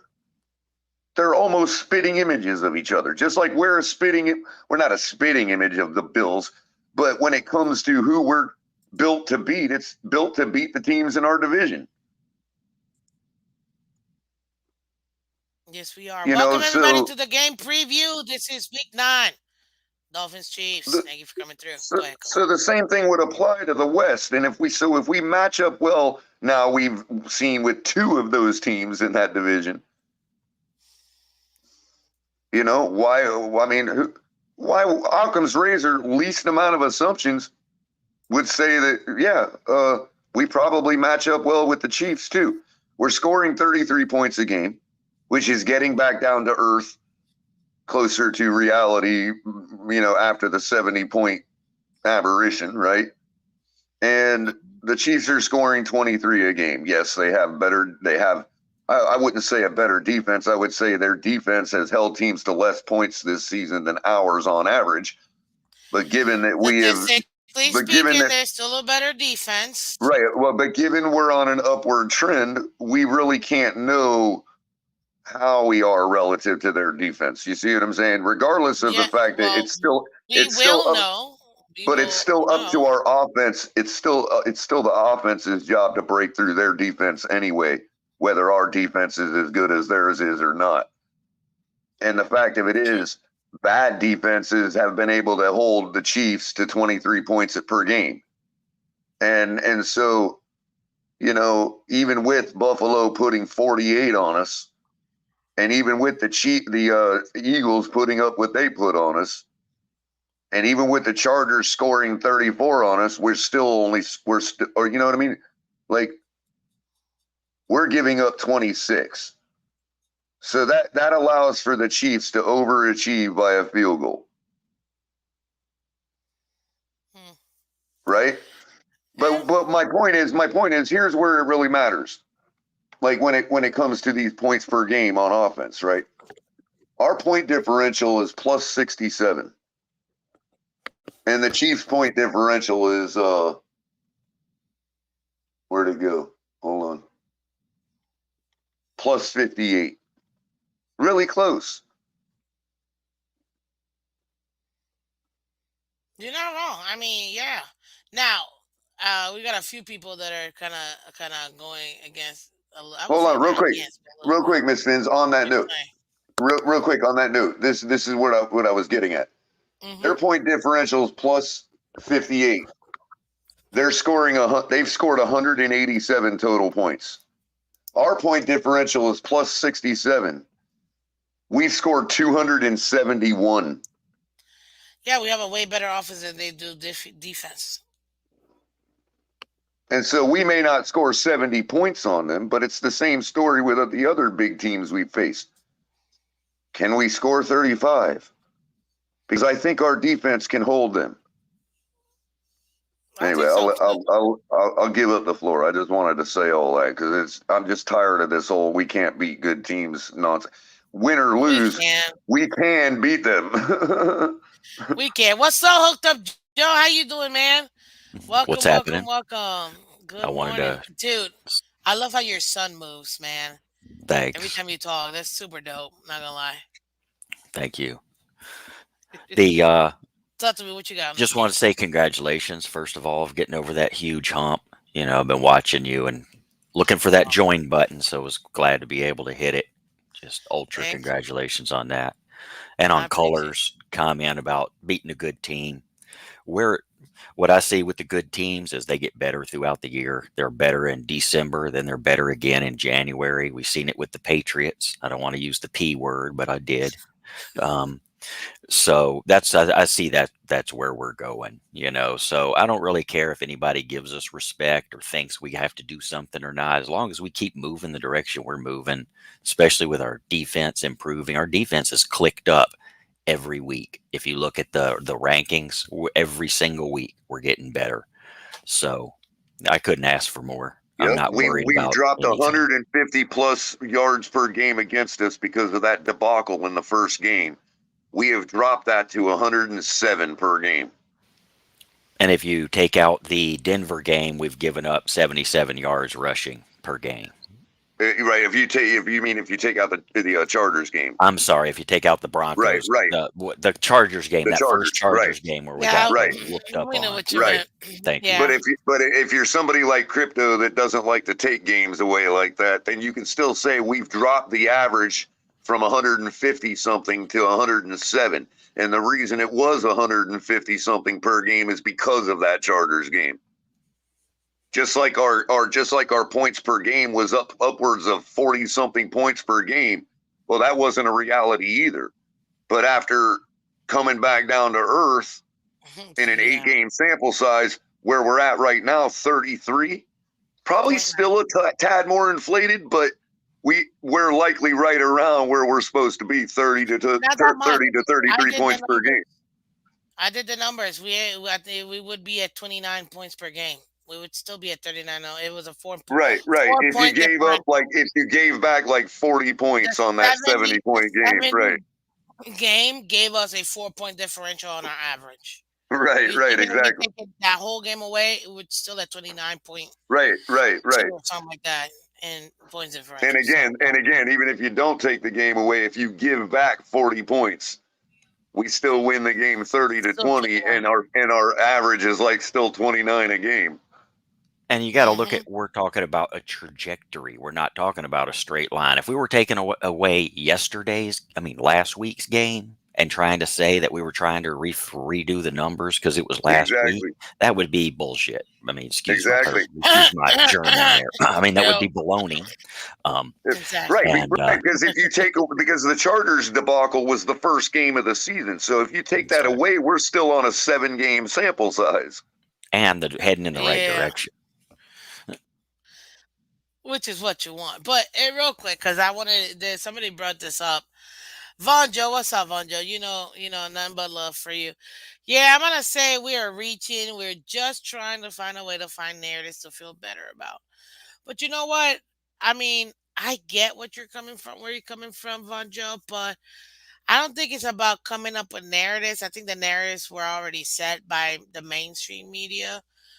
I think it's just more of seeing that the Dolphins, where they're at right now, where we project them to be, those narratives are going to be coming to a slight end, realistically speaking, because Yeah, we I fully believe it's should be inevitable. able to go ahead and take care of these teams that are, you know, that Yeah, are I agree. better, quote unquote.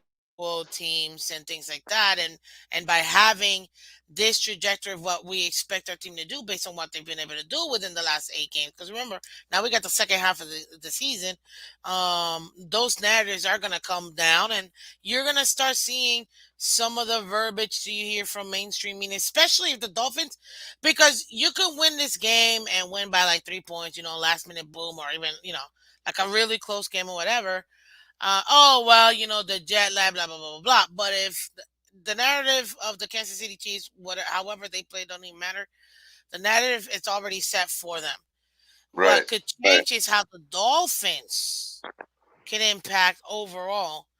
And if we go out here and we punch them in the mouth, and not physically, kids. I mean, like, go out and strike first and score first, go score fast, score often, and we build a large enough point difference within the game and have our defense shut them down, then I think it would absolutely allow for the overall view of the Dolphins throughout the entire league to be set. Okay, the Dolphins, although we're gonna use a million excuses for the Kansas City Chiefs, they still had to beat them. You know what I mean?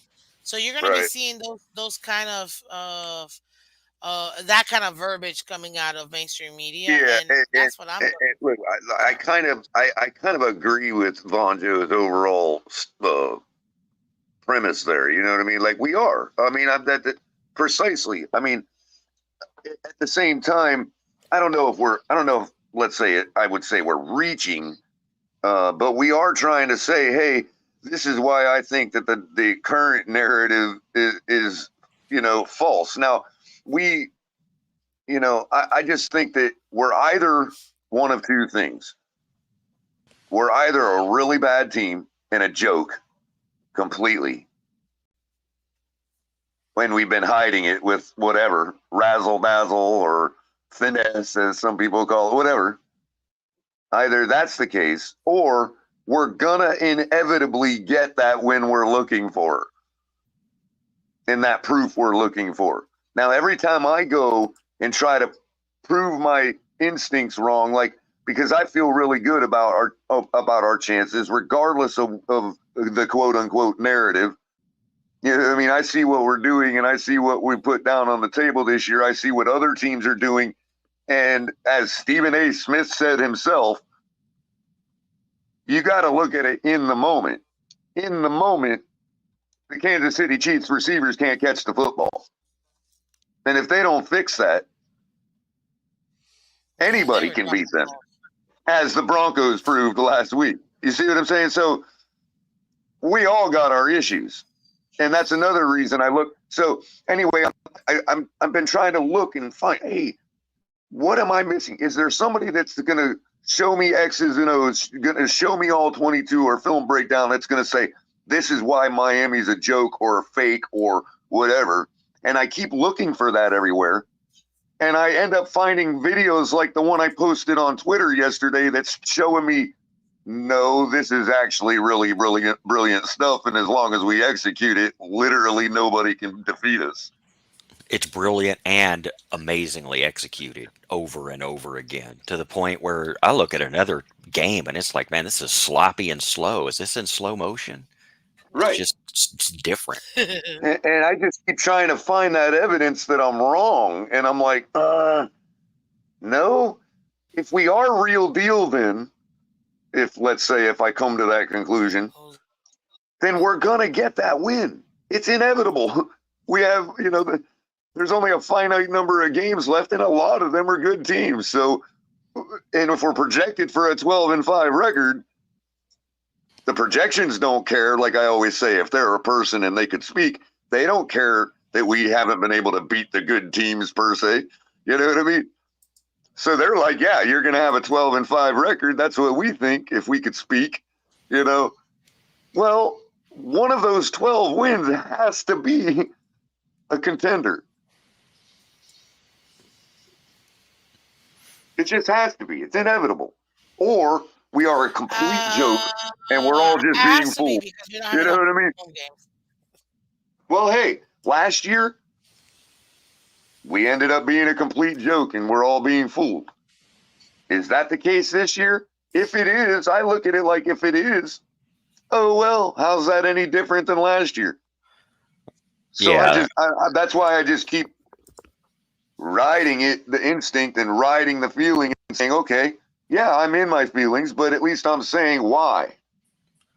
right. That's where I see two narratives. There's one narrative about like the national media narrative says, or other people say we need to win a big game. And that's like one narrative. There's another narrative people talk about how, you know, we're overhyping our own team to make ourselves feel better about ourselves or some narrative like that. And I've been a fan since the 1970s, and I'm tired of being concerned that we're going to fail next week and not being happy about it this week because we might fail next week because it's the same old Dolphins and all that crap. You know what? I'm enjoying every single game. And it just mean that, that just enjoy it, man. I mean, when was the last time you looked at the chart before the game and we were number one in offense? We were number one in rushing, number one in passing, right? When was the last time? Never, because it didn't happen since 1941. And we have a reason to be happy. And damn it, I'm going to be happy. We have never. Sorry, go ahead, Joe, because I was about to go down the No, hill. that was in. That was So end rant. Look, the two games we lost, there are there's a lot of common denominators between those two games that obviously signal that there's a weakness in our game that we need to fix. Okay, but we're still 6-2. If there wasn't a 6-2 team that didn't have a flaw, there'd be an 8-0 team right now. You see what I'm saying? So, I'm just saying, like, yeah, some of those things that can be easily fixed. Some of those things maybe they won't, but maybe we can overcome them another way. All I'm saying is, we still had to do what we had to do. Okay, and in those two games that have common denominators, one of those common denominators is simply lack of effort. And I'm just like, hey, that's not anything that has to do with our scheme and our team and all that being fake or being a joke or us being fooled. That just means our guys didn't show up those two games.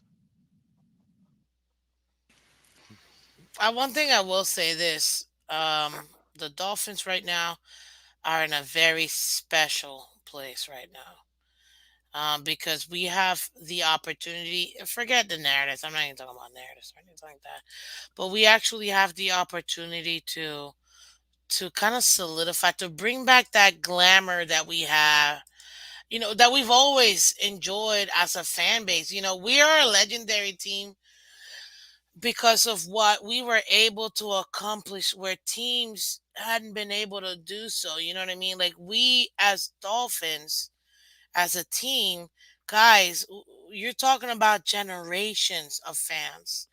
And we're one of those legendary teams where you're like, that's why our fan base is so strong even through the tough times, because we know what we have. We know we're one of the very handful, literally handful of teams with multiple Super Bowls.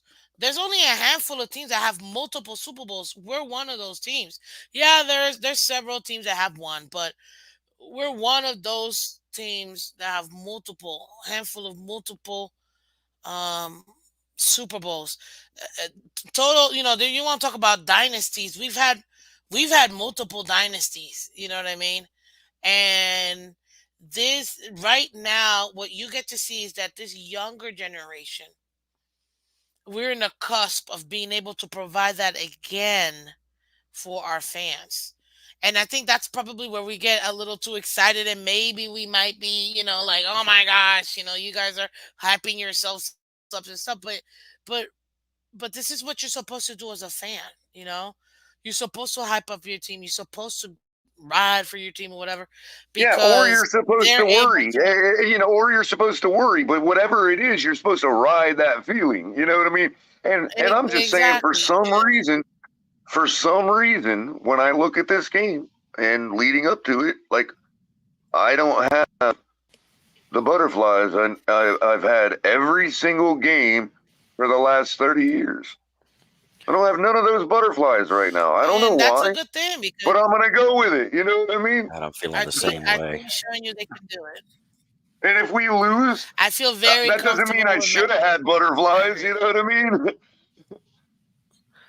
I'm actually feeling better about I'll this tell you game this. than I I feel was the better about this. Eagles.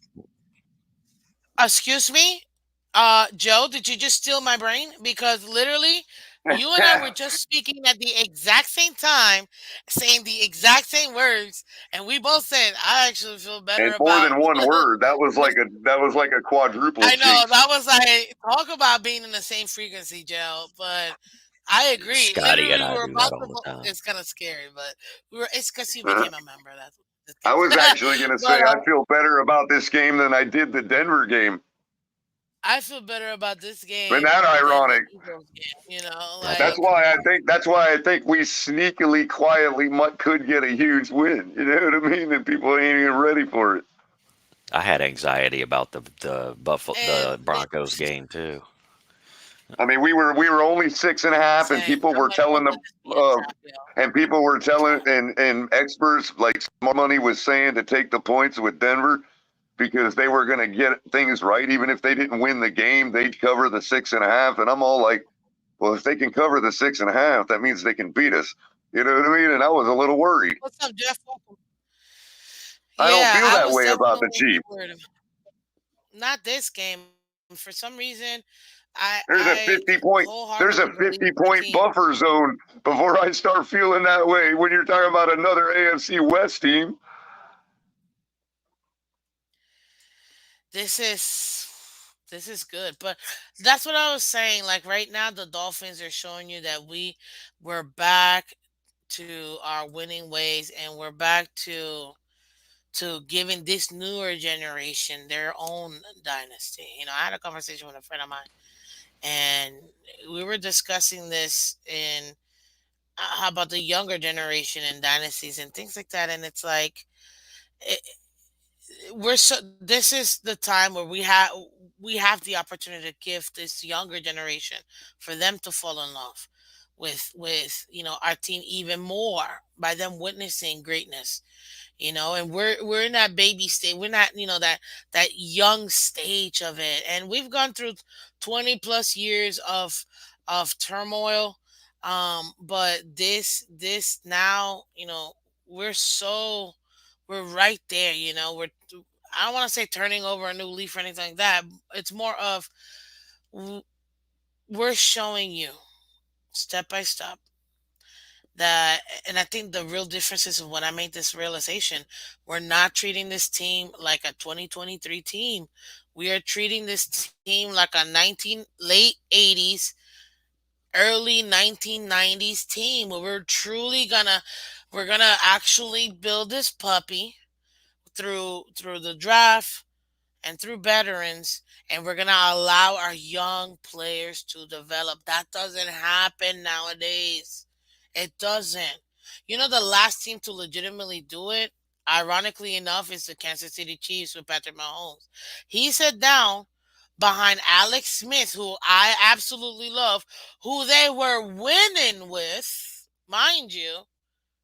He sat down behind him for a year, if not 2 years, I believe, and then took over, and now he's arguably one of their best quarterbacks of all time. Mhm. And he's going to be playing for them for in his career entirety, especially now with the type of football that flag football that they're playing. He probably going to have like a 20-year career with the Chiefs, you know what I mean? So Mhm. they're the last team to show you we're getting on that trajectory, and it just makes me excited because I get to have this moment with the younger ones, Right, and right. showing them, hey, this is where our greatness is again. And, So and here's the other thing about our defense. Besides being on the upward trend, as Joe pointed out, um, we're also personnel wise, we're in a better place.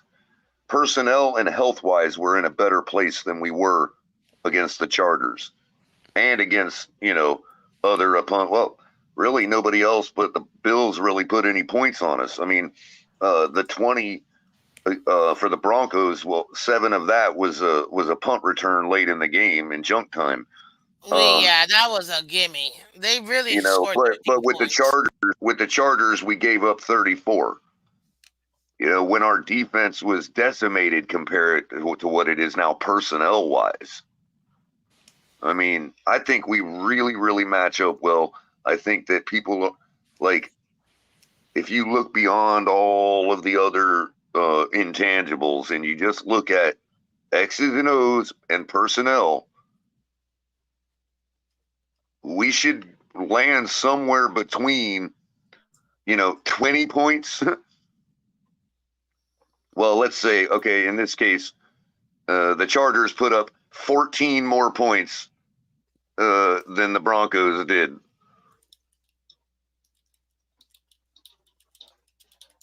You know, I mean, and so you got to think, okay, where do we land between 20 points against the Broncos? In other words, how many points would it have taken to defeat the Broncos? Would have been 21, right? So you got a 49-point range. The Chargers landed at 34. You see what I'm saying? 14 more points than that. You're not wrong, man. Where are the Like Chiefs this. going to land? You know what I mean? Like with our defense on an upward trend and the personnel being in a way better place than it was against the Chargers and even the Broncos. Where are the Chiefs going to land in that 50-point range from 20 to 70? Given that we're talking about three AFC West teams that are all built similarly. This is gonna be fun.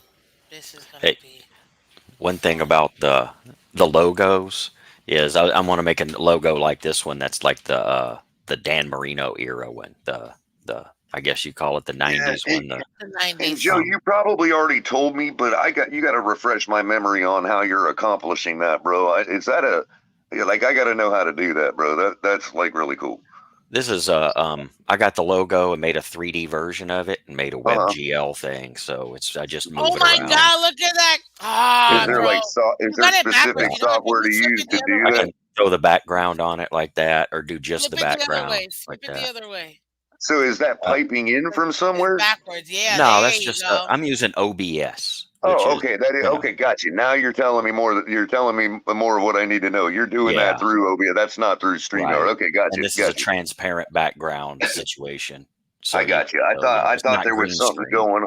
I thought there was something going on in the code of the image itself that was allowing it to go through StreamYard. But no, okay. If you're using No, OBS, I got you. Yeah. So it's a standalone thing I Right. wrote Right. alone. It's You an can over. grab my Your mic. OBS is overlaying in your window right now. Yeah. I can throw my I got you. face in here if I want to, but you don't want to I see got you. that. I got you. well, listen, gentlemen, I'll tell you this, and I got a question for you guys because I think this is gonna be good. The chat has been blowing up when it comes to our running backs, and I think that this is a fun little like segment for us to go into. But as far as the run game, it's kind of been up and down. We've dealt with some personal changes, but for this particular game with Kansas City, I want to start with you, Joe. Um, where what do you expect out of the run game? And how do you think we're going to utilize the personnel we do have right now? I expect our run game is going to be a lot better than we've seen because especially if we have Armstead and Connor back, that just completely changes what our run game can do.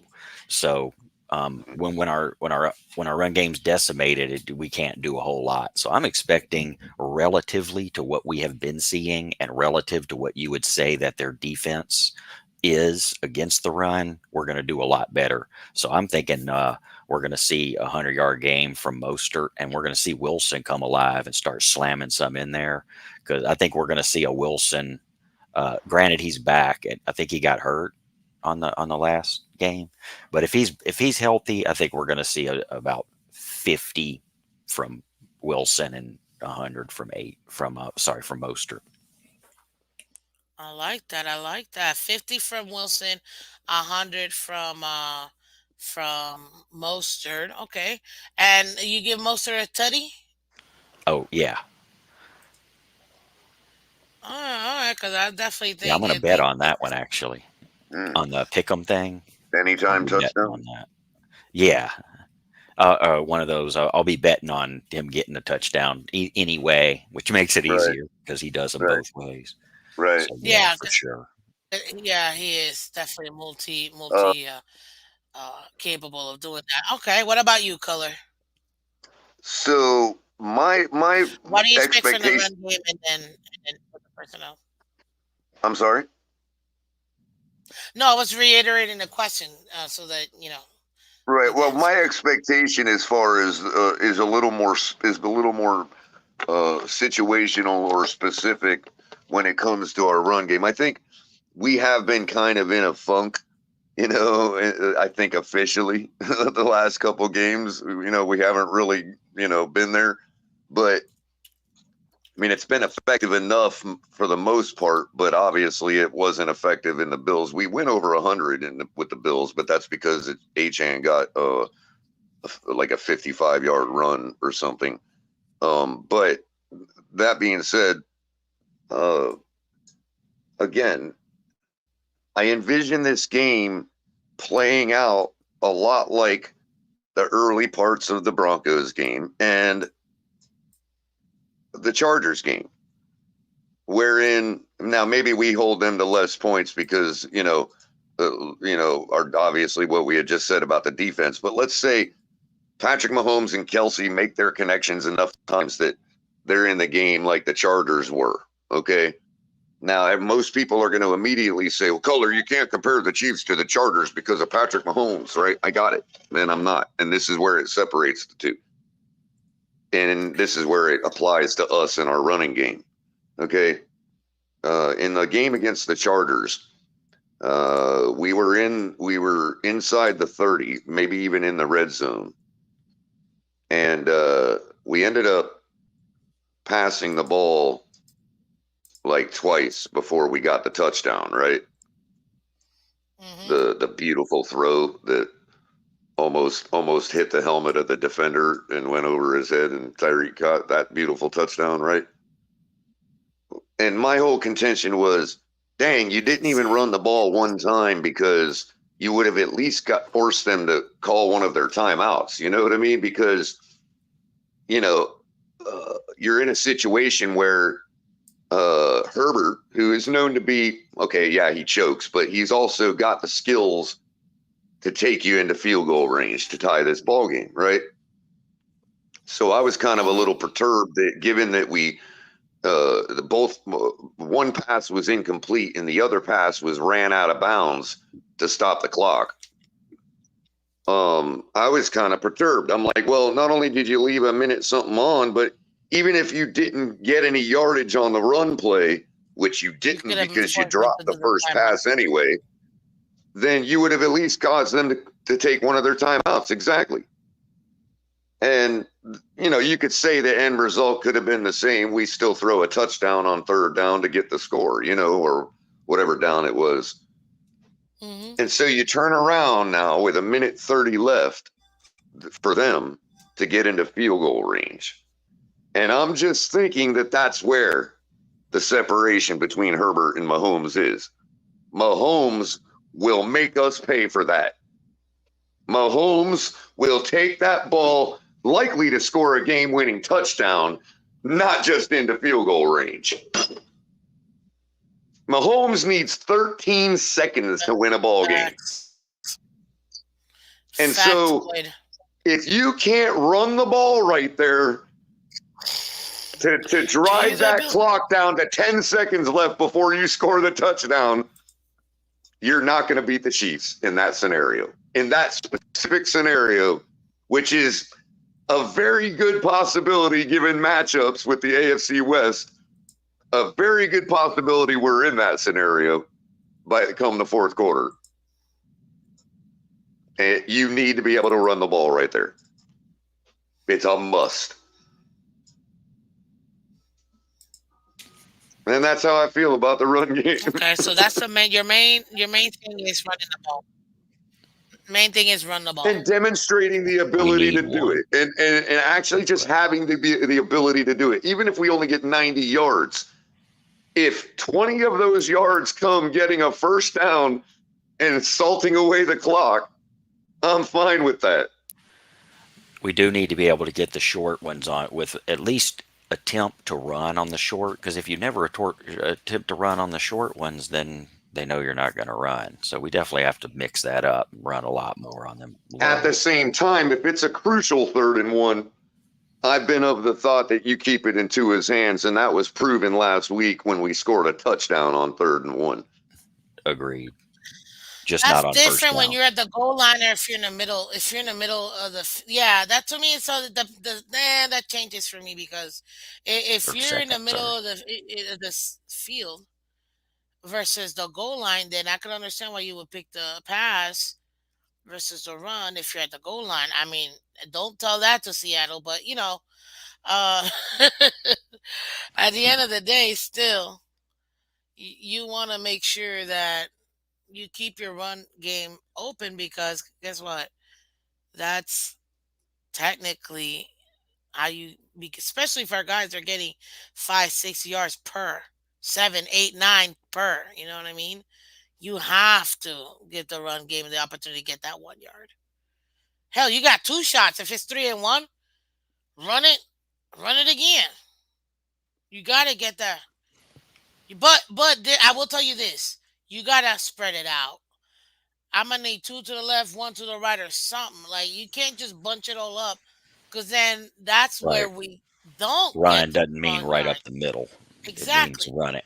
We need to spread it out, spread the ball as if to give us the opportunity to run it, and if need be, you know, RPO that puppy, and let's keep it moving. But Oh, by the that's where I'm way, with.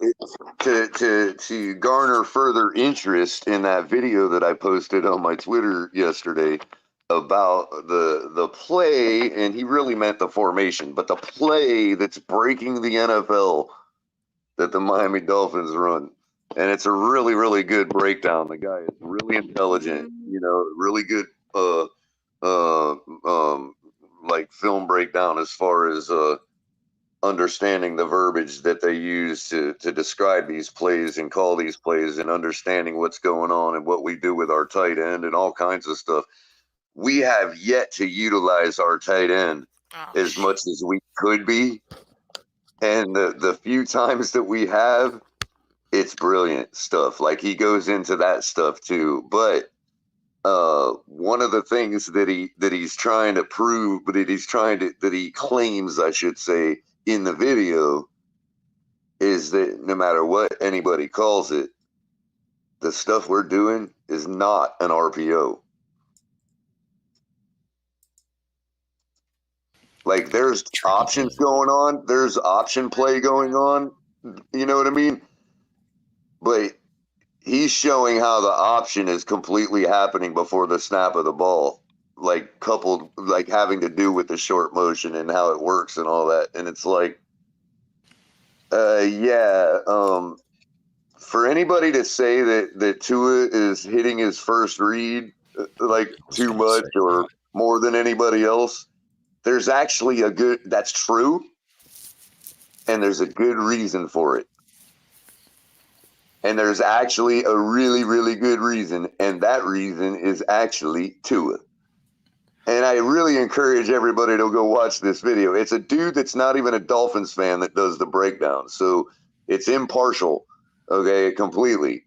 And it's really, really good stuff. Like, if I could just explain really quickly what he's doing, what we're doing is basically running a standard pro set offense, a play action system, and disguising it as an RPO in order to get grace from the referees when it comes to illegal man downfield penalties. It's absolutely brilliant.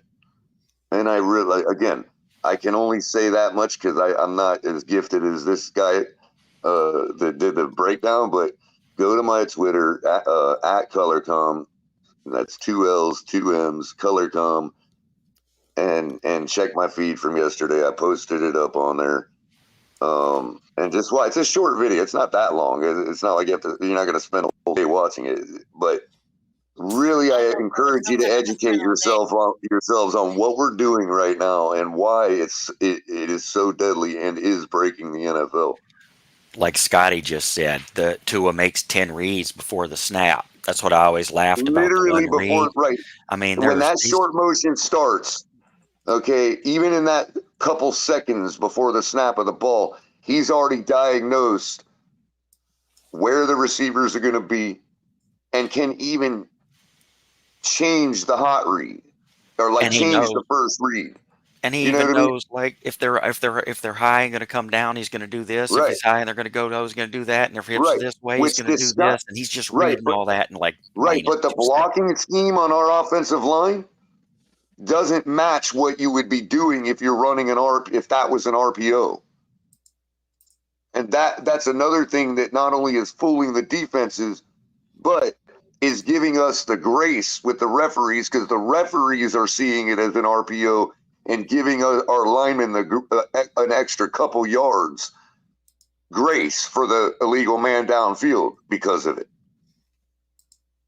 That's why they picked that flag up the other day. And Belichick was all upset. And the reason being is McDaniel's probably on the sideline screaming, "What are you talking about? It's an RPO. We always get that." And they're like, "Well, you know what? He's right." And they picked up the flag. I mean, But that's that my only guess. happens But, when you're winning. after watching this film breakdown, I'm like, that's likely what happened on that when they picked that flag up. That's funny. But It's you know great what? stuff. If it works and we can take advantage of that, Right. that goes to show because we are winning, because this is not a good Well, look, that's the Miss thing. Fins. What I What are was you right. And doing? about the Oh first read, no. the reason that Tua has more first reads that throws than everybody else, and everything always is the first read, is because he's literally changing what who the first read is before the snap of the ball. So everybody's the first read that he throws to. And But he's they not weren't the looking at his first read first when read they either. lined up. When they lined up before the snap, that guy wasn't the first read.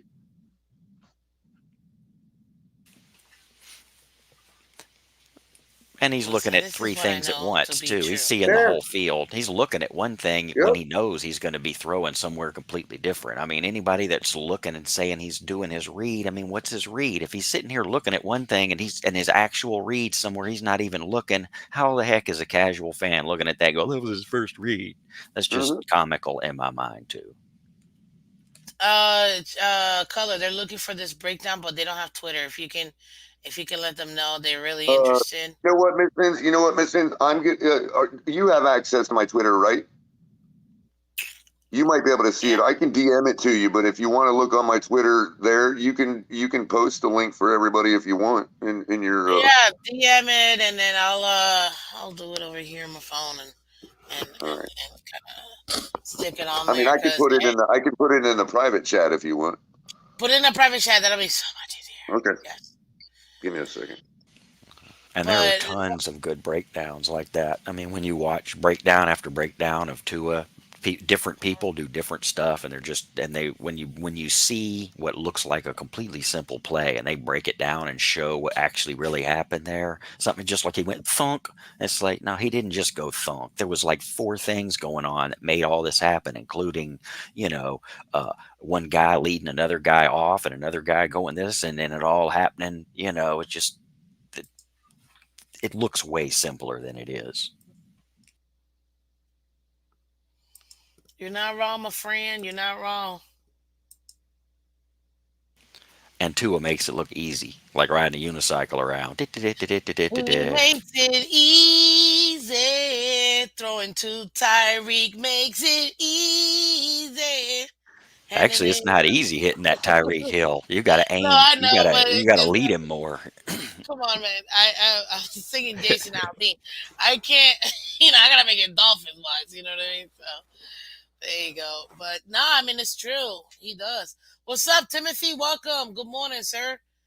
Tua sounds like he has something special, like Ken Dorsey had when he played for the Canes.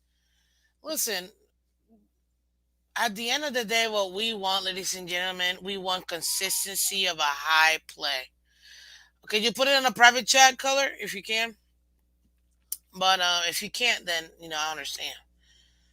But I put it in your Twitter DM. I can go to that and copy and paste it into the private, or if you can get to it if first, you do whoever the gets private, to it it'll be first. so much easier for me.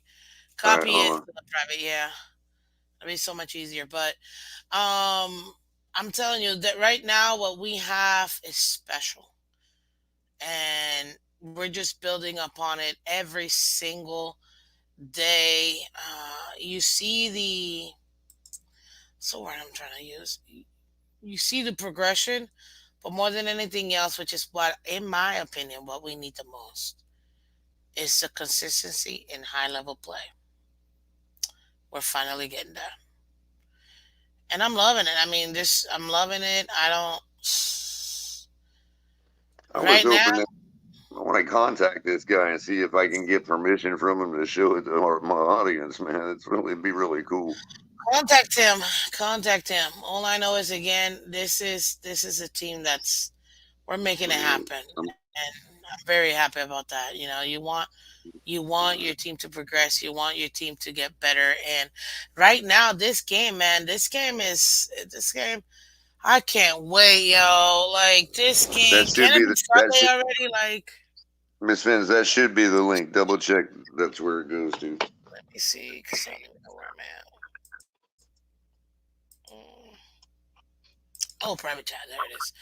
Okay, let me Yeah, copy. that goes to the Dolphins play is breaking the NFL, but what is Yeah, it?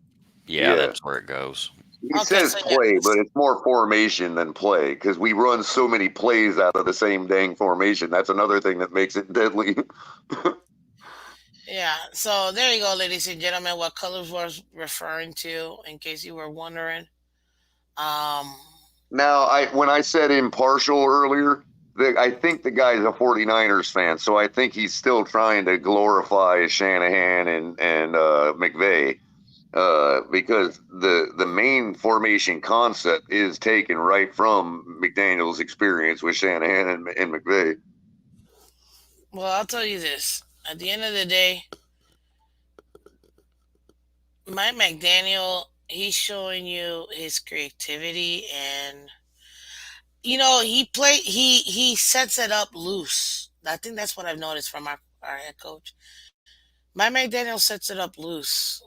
Like he plays loose, he coaches loose, and it's working, and that's all that matters. As long as it works, that's all that matters. Hey, on that note, I was watching some interviews with McDaniel, and they were talking about how they do their plays and set up their plays. They actually change the plays every week. They have specific plays they run. They even make up new plays, and then they run all the plays. Then the ones that when they get towards the end of the week that they haven't been able to tweak to be able to just do consecutively over and over perfect, they throw out of the playbook. So when they go into a game, they've got brand new plays every week that they've practiced to the point where they have them down pat. And that, so while he seems loose and like willy nilly or whatever sometimes in his outlook, his actual the function of what he does is super precise and kind of the complete opposite of his demeanor. And hey, listen, that's some great insight, Joe. I'll tell you this. I'm very happy with what I'm seeing with my head coach. I can't wait till we see more out of this team. And and I like that you said that, because it goes to show that, as he should, adjust to each team. Every opponent, we're gonna match up differently. And if we can maximize our guys, and come up with those plays that are gonna maximize each player, then and really take advantage of the opposing defense, why not? And he was talking about how you have to have a team that understands the offense and what's going on, and be able to put in permutations and then be able to pick up all those permutations and make all that work. You can't just do that if you have two guys that don't know what's going on. That's not going to work. You got to have all 11 plus have to be all on the same page with this super complicated playbook. It's Dude, you amazing. sound like Owen Wilson. I'm sorry. I've been trying not to say it all time. This whole time you've been up here, but yeah, man, either Luke or Owen Wilson, you totally sound like him. I'm just saying. Certain And I words just, do the I same, was but just reminded of another point that I was thinking of. That why I had brought that video up in the first place was something that Joe had said about uh, being limited on what we can do without Connor Williams and Teron Armstead in the lineup.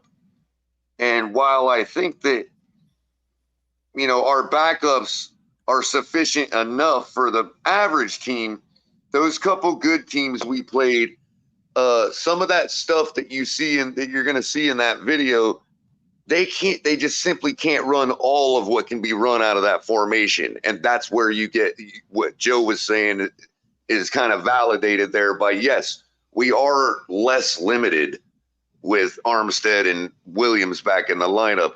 We can, what you see in that video and the ones you see that are really successful, a lot of that's going to be back on the board with these guys back in the lineup, to where our playbook is a little more expanded than it has been, and namely against those two good teams in their house with 106 decibel level audiences.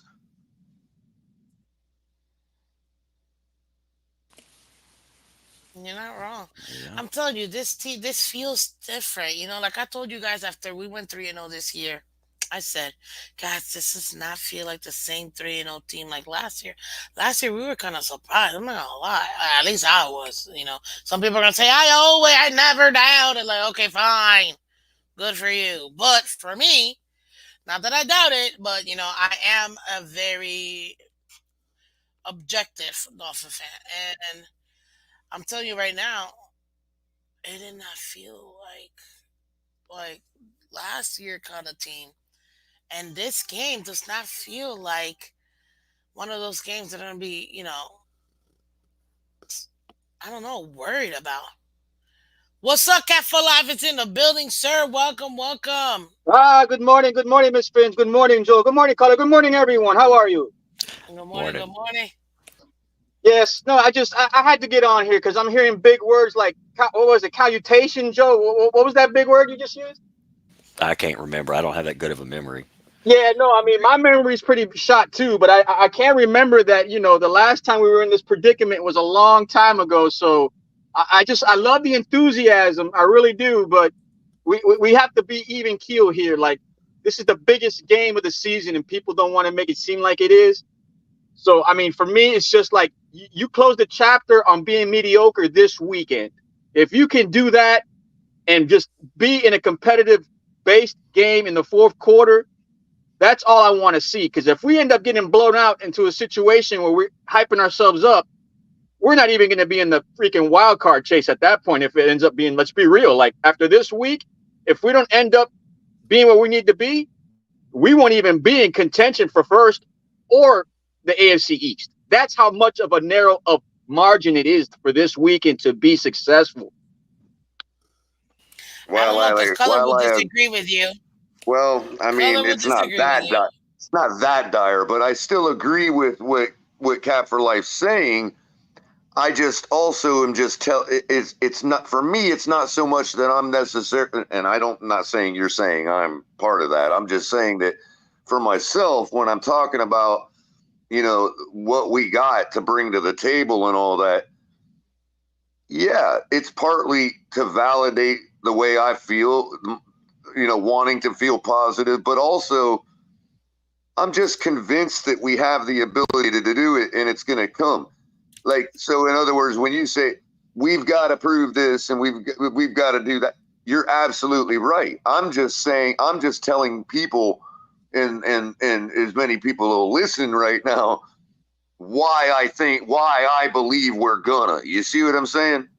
Yeah. No, I mean, as far as the injury aspect, it's the complete opposite. We Like, got guys coming back, and that's going to benefit us. So, well, I what I mean, mean is, like, y'all are like, everybody's right to feel, hey, no, we haven't proven nothing. This is the game, blah blah blah. I'm with y'all on that. I'm just saying to people why I believe we're gonna get it done finally. You see what oh I'm no, that's saying? fair enough. Fair enough. I'm just saying, and for me, it's just like my take is, I agree with what you're saying, but It's just I don't want to get into this situation again Well, where we're right, ripping each because other. to your point, most of the time I've been wrong. So you're right. You know what I mean? Like I didn't in want to that go that I didn't respect. want to go down that route, but I mean, you pretty much cut me off to the point where No, you but know what I'm getting at. I'm not afraid to be wrong these days, bro. That's the Yeah, whole thing, man. Because exactly. I'm coming. It's not about being right or wrong either, cuz I think we're No, way no, past that at but this again, point. that's the reason I'm explaining why I believe we can. Because if I'm wrong, I'm okay with being wrong, coming from a place of education. You see what I'm saying? Yeah, but for the Like, uneducated like if me, which is just me saying either we win or we're not even in the AFC East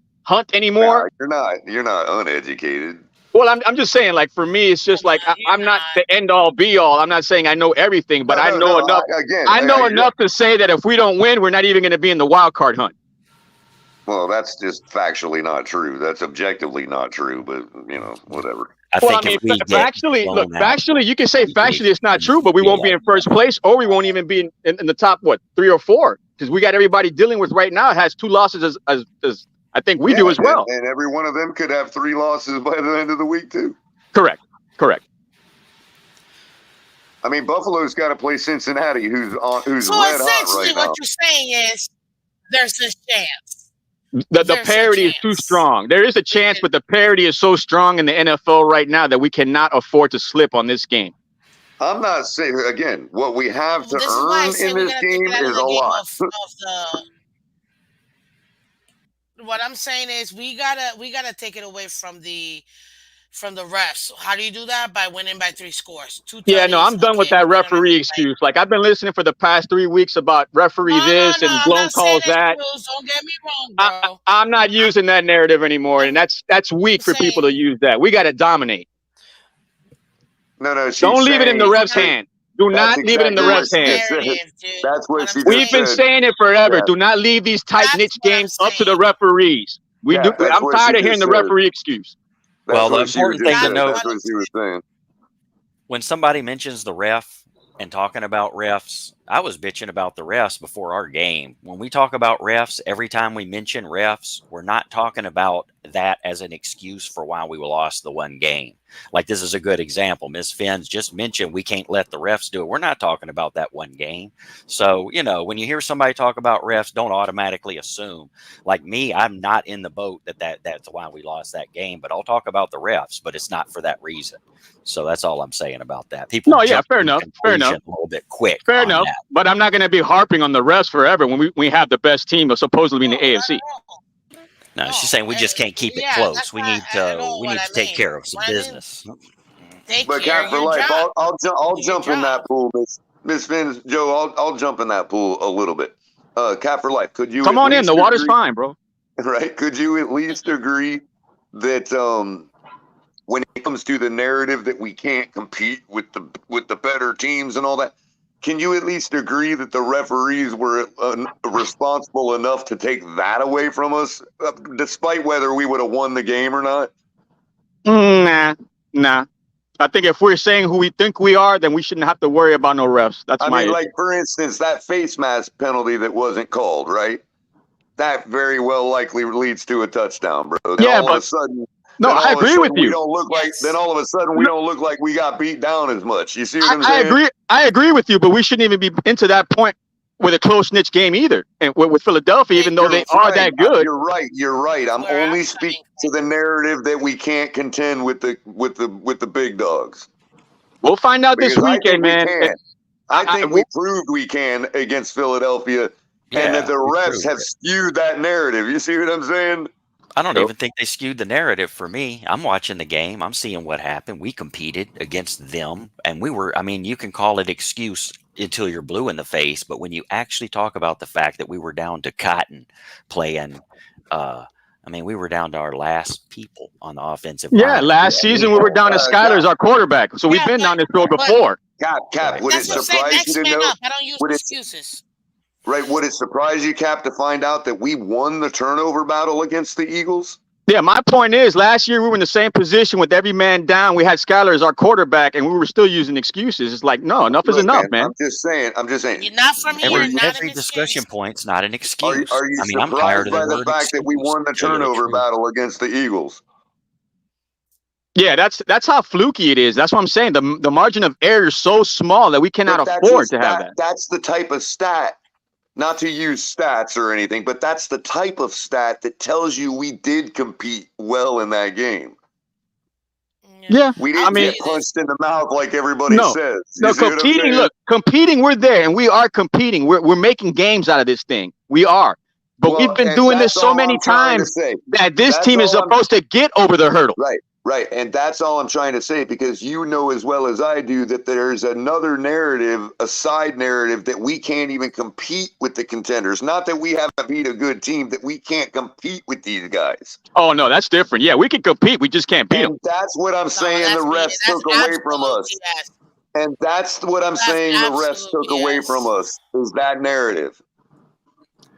And realistically, I mean, really, how many people had us beating the Bills at the Bills and the Eagles at the Eagles marked in their little preseason calendar?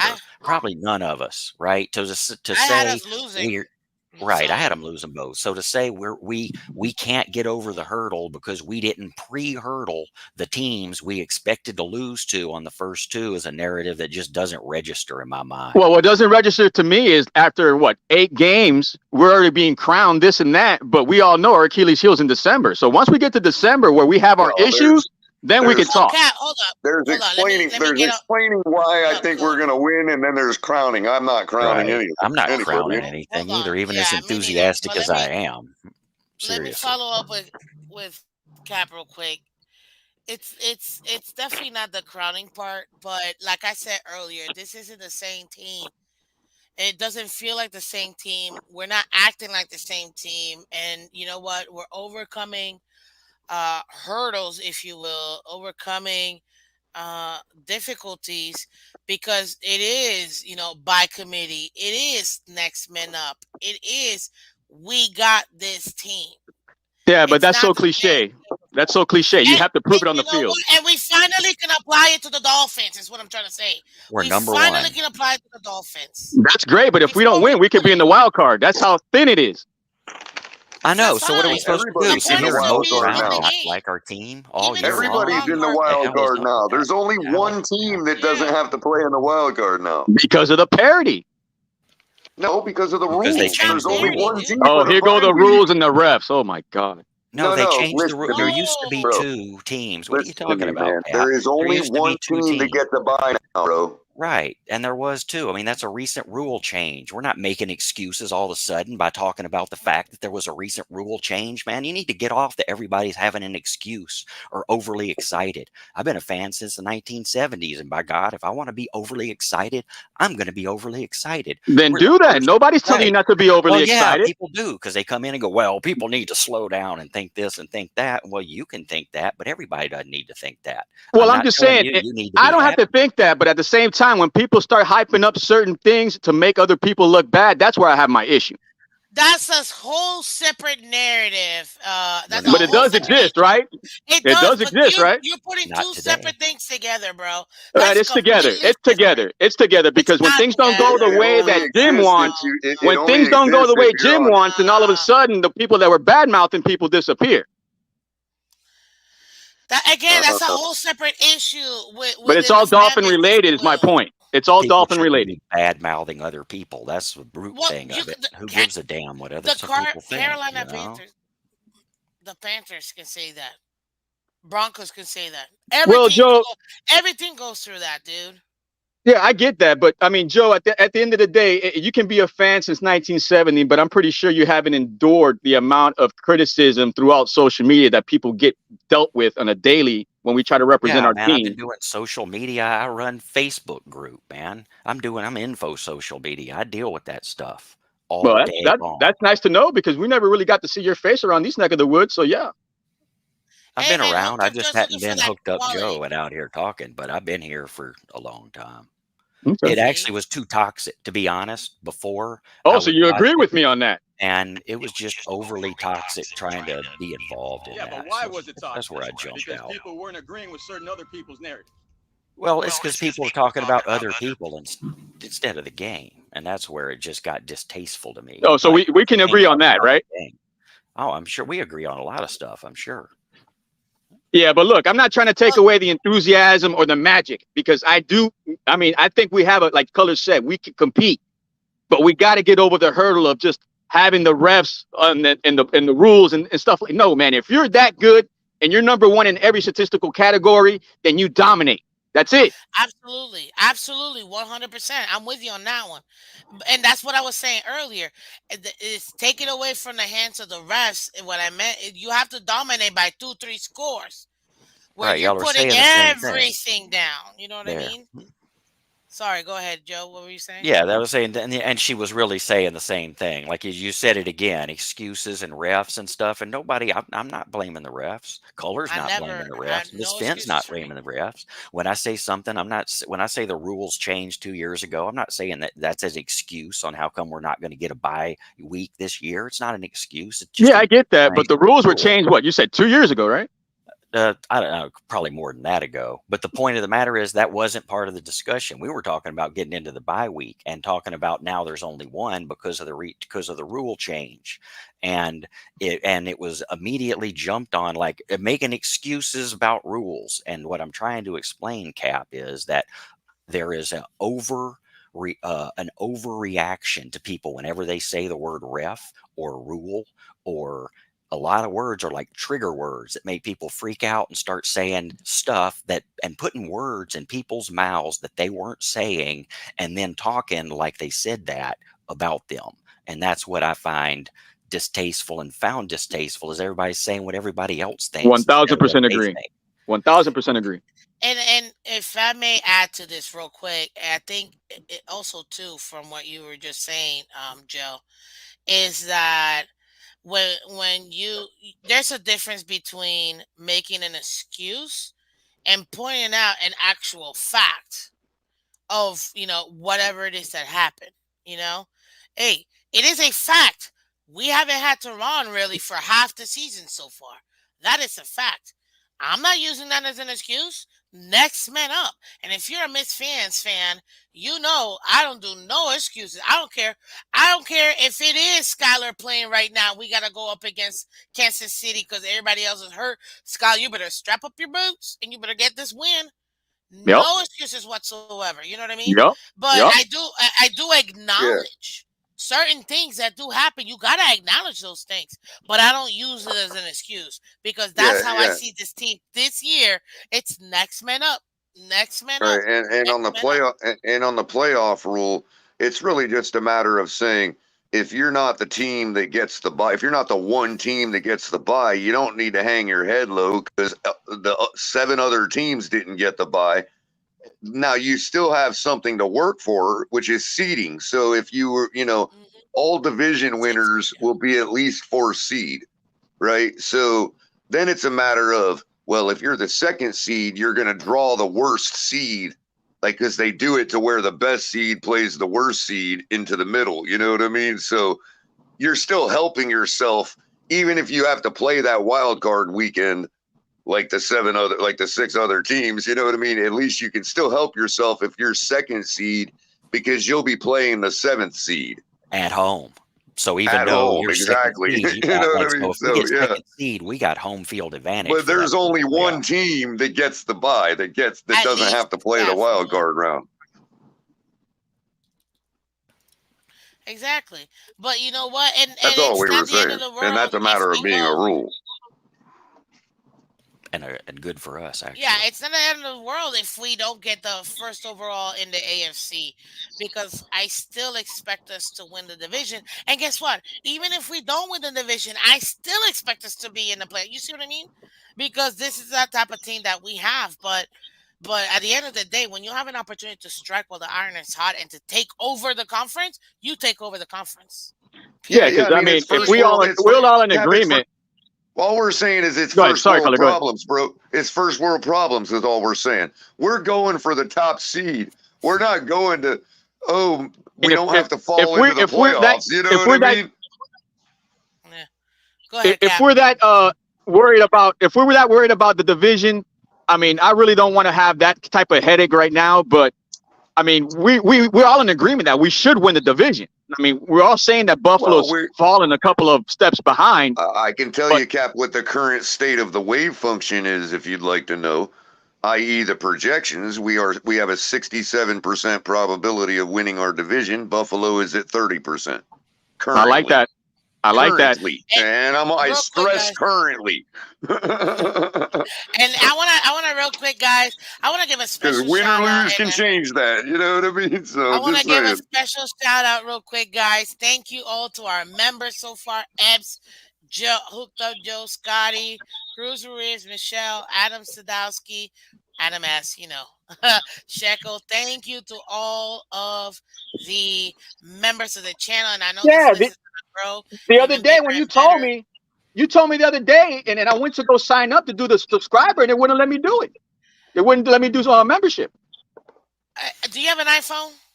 No. Have you tried since the other day? Because she just turned it on yesterday.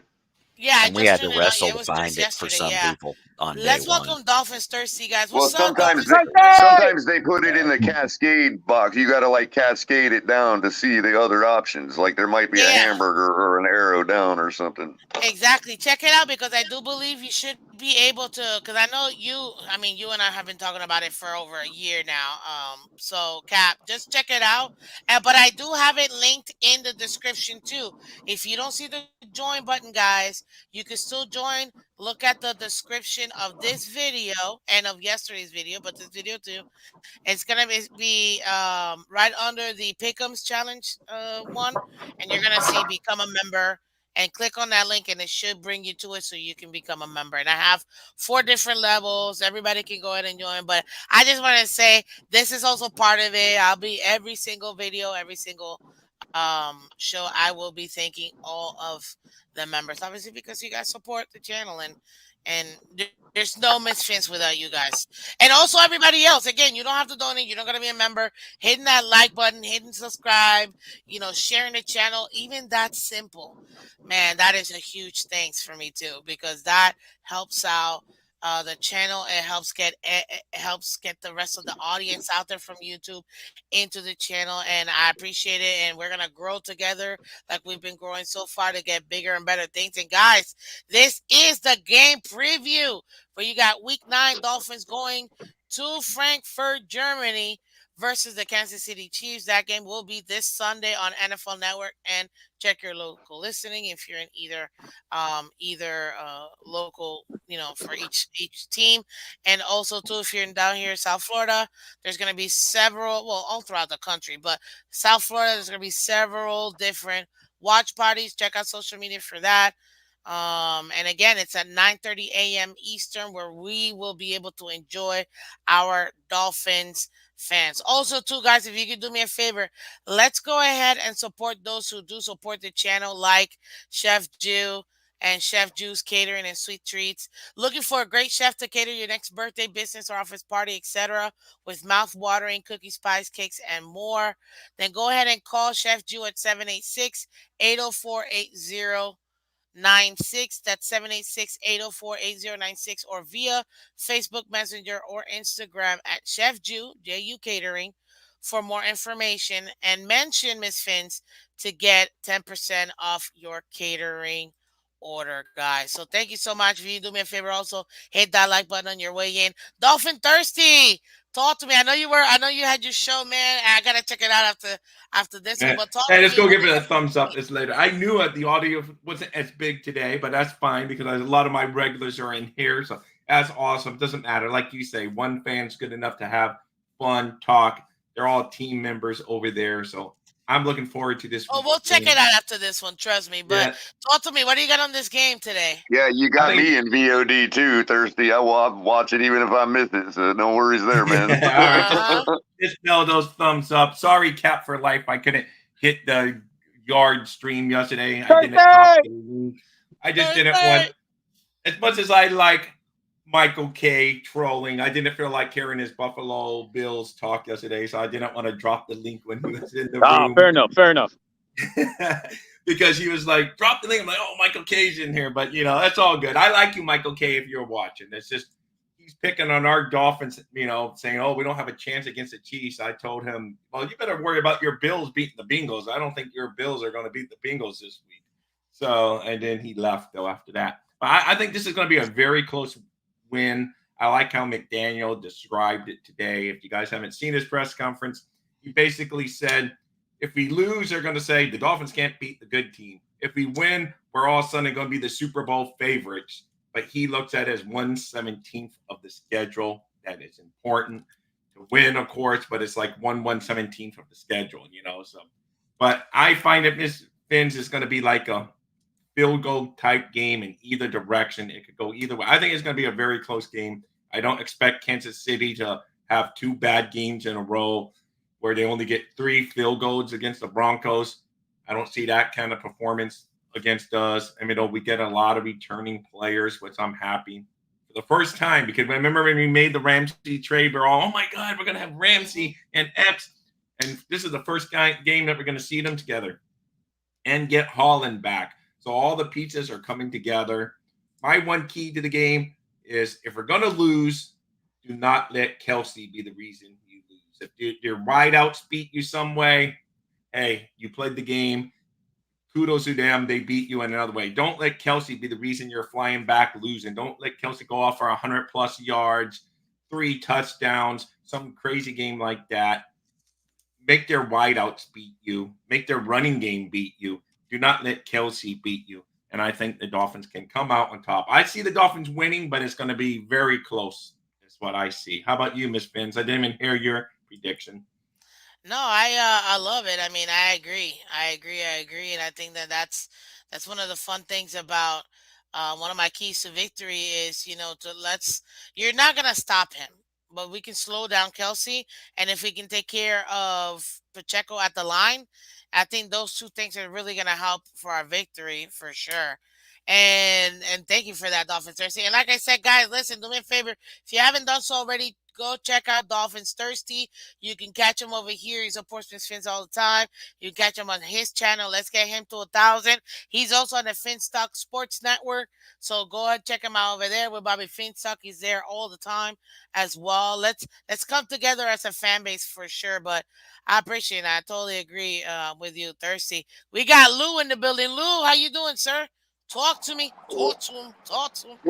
What's going on, Miss Phins? What's going on, Miss Phins? Cat, Color, Thirsty, Hook Them Joe. What's going on? Real quick, because I'm working. But the one thing, it just seems to me sometimes this fan base doesn't, not that we don't know what we're talking about, but we just want perfection, right? Because I think it was Cat for Life, and this is no shot at Cat, but I heard him earlier say, well, we got to start dominating. The fact of the matter is this Miami Dolphin team has been dominating. The problem is you're not going to dominate a Buffalo Bill team because whether we like it or not, Buffalo is good. You're not going to dominate Philadelphia because if anyone hasn't noticed, Philadelphia is 7-1 during the season. They're a good team. To Color's point, all you're looking to do against teams like that is compete. Right? Hopefully you win, but you want to see a game where you competed. We can all agree in Buffalo, we did not compete. Against Philadelphia, we had a better showing. We competed. And that's all you want. But the word like domination, Miss Fans and everybody else, we have been dominating, right? Like we dominated Carolina. We dominated Denver. You dominate the teams that you're supposed to dominate, and then against the which other is something different than what we were doing last year. I'm sorry to interrupt, Lewis, but that is something different than we were doing last year because we did struggle against the Lions. We did struggle against the Bears before we ended up winning. So to your point again, Color, exactly. We have gotten better this season. So like this narrative, like, oh, Miami just has to be perfect in every game and we have to dominate. That's just not the case, not only for the Dolphins. That's just not the case in general. You don't see the 49ers dominating upper echelon teams, or did the Philadelphia Eagles dominate us? Like, what are we talking about here? At the end of the day, take care of business against the teams you're supposed to take care of and dominate, and then just compete in all the other games. And I think we can all agree we'll be fine if that happens. But I just wanted to say that, Ms. Vince. I appreciate you letting me up. Of course, man. You know you're a staple in the community. This is the Rabbit Dolphin, ladies and gentlemen. The Rabbit Dolphin from the Phins tailgate. I mean, pillar of the community, absolutely. Like one of the most controversial Dolphins fan you're gonna find out here in So these sometimes. streets. But I'm telling you guys, I Miss Finn, mean, you Miss want good Finn, stuff, you definitely gotta get it from Lewis for sure. Miss Finns, another piece of evidence of domination is the fact that I haven't done the deep dive, so I could be wrong with one game, maybe, I don't know. But in all the games we've won, once we took the lead, we never relinquished it.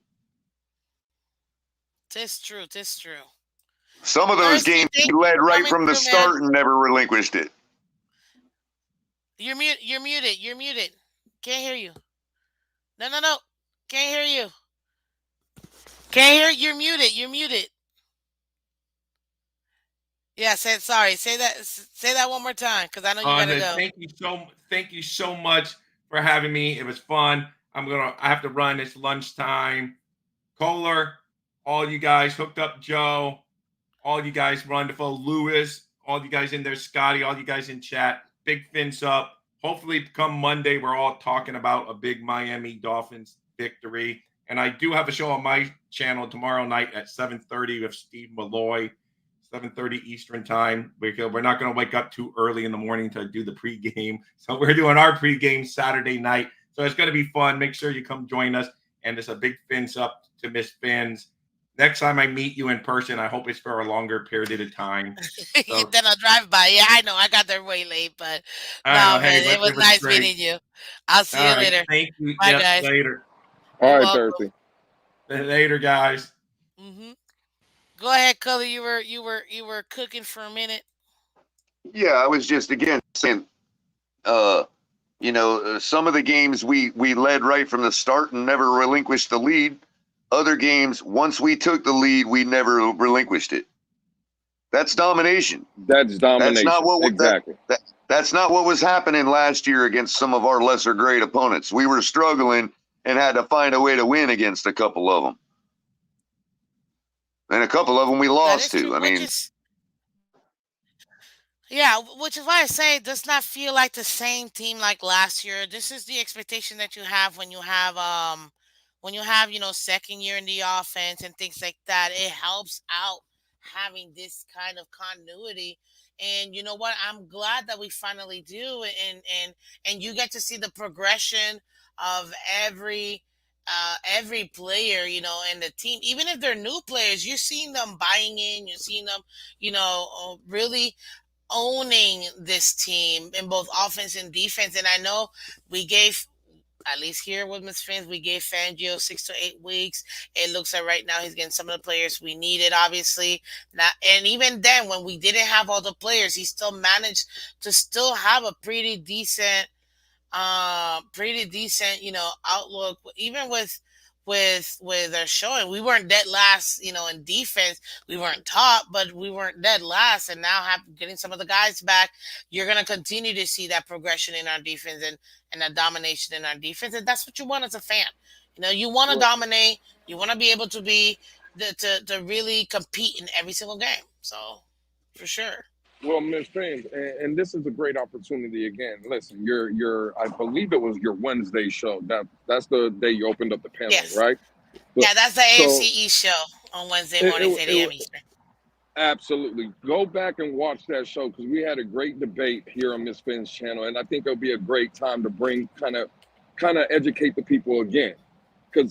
And again, it's not singling Cap for life out, but I know Color was up here, and I think Hook'em Joe was in the chat. I don't know if Cap was. Yeah, he was. But everybody believes Kansas City is a big game, which I would agree with, right? But then when we come back from the bye, assuming, let's say we beat Kansas City, but if you lay an egg, right, because everybody's going to consider the Raider game not a big game, then what was the big game against Kansas City for? Like, moving forward, we have to understand that every game is a big game. Don't worry about the opponent who you're playing. Like, everybody sees Kansas City and they're like, oh, it's a big game because it's Kansas City. No, When the Las Vegas Raiders make their way into Hard Rock Stadium, that is also a big game. When you go up to Washington, that is also a big game. Stop. That's what we got to learn in this fan base now. Again, going and Cap will appreciate this.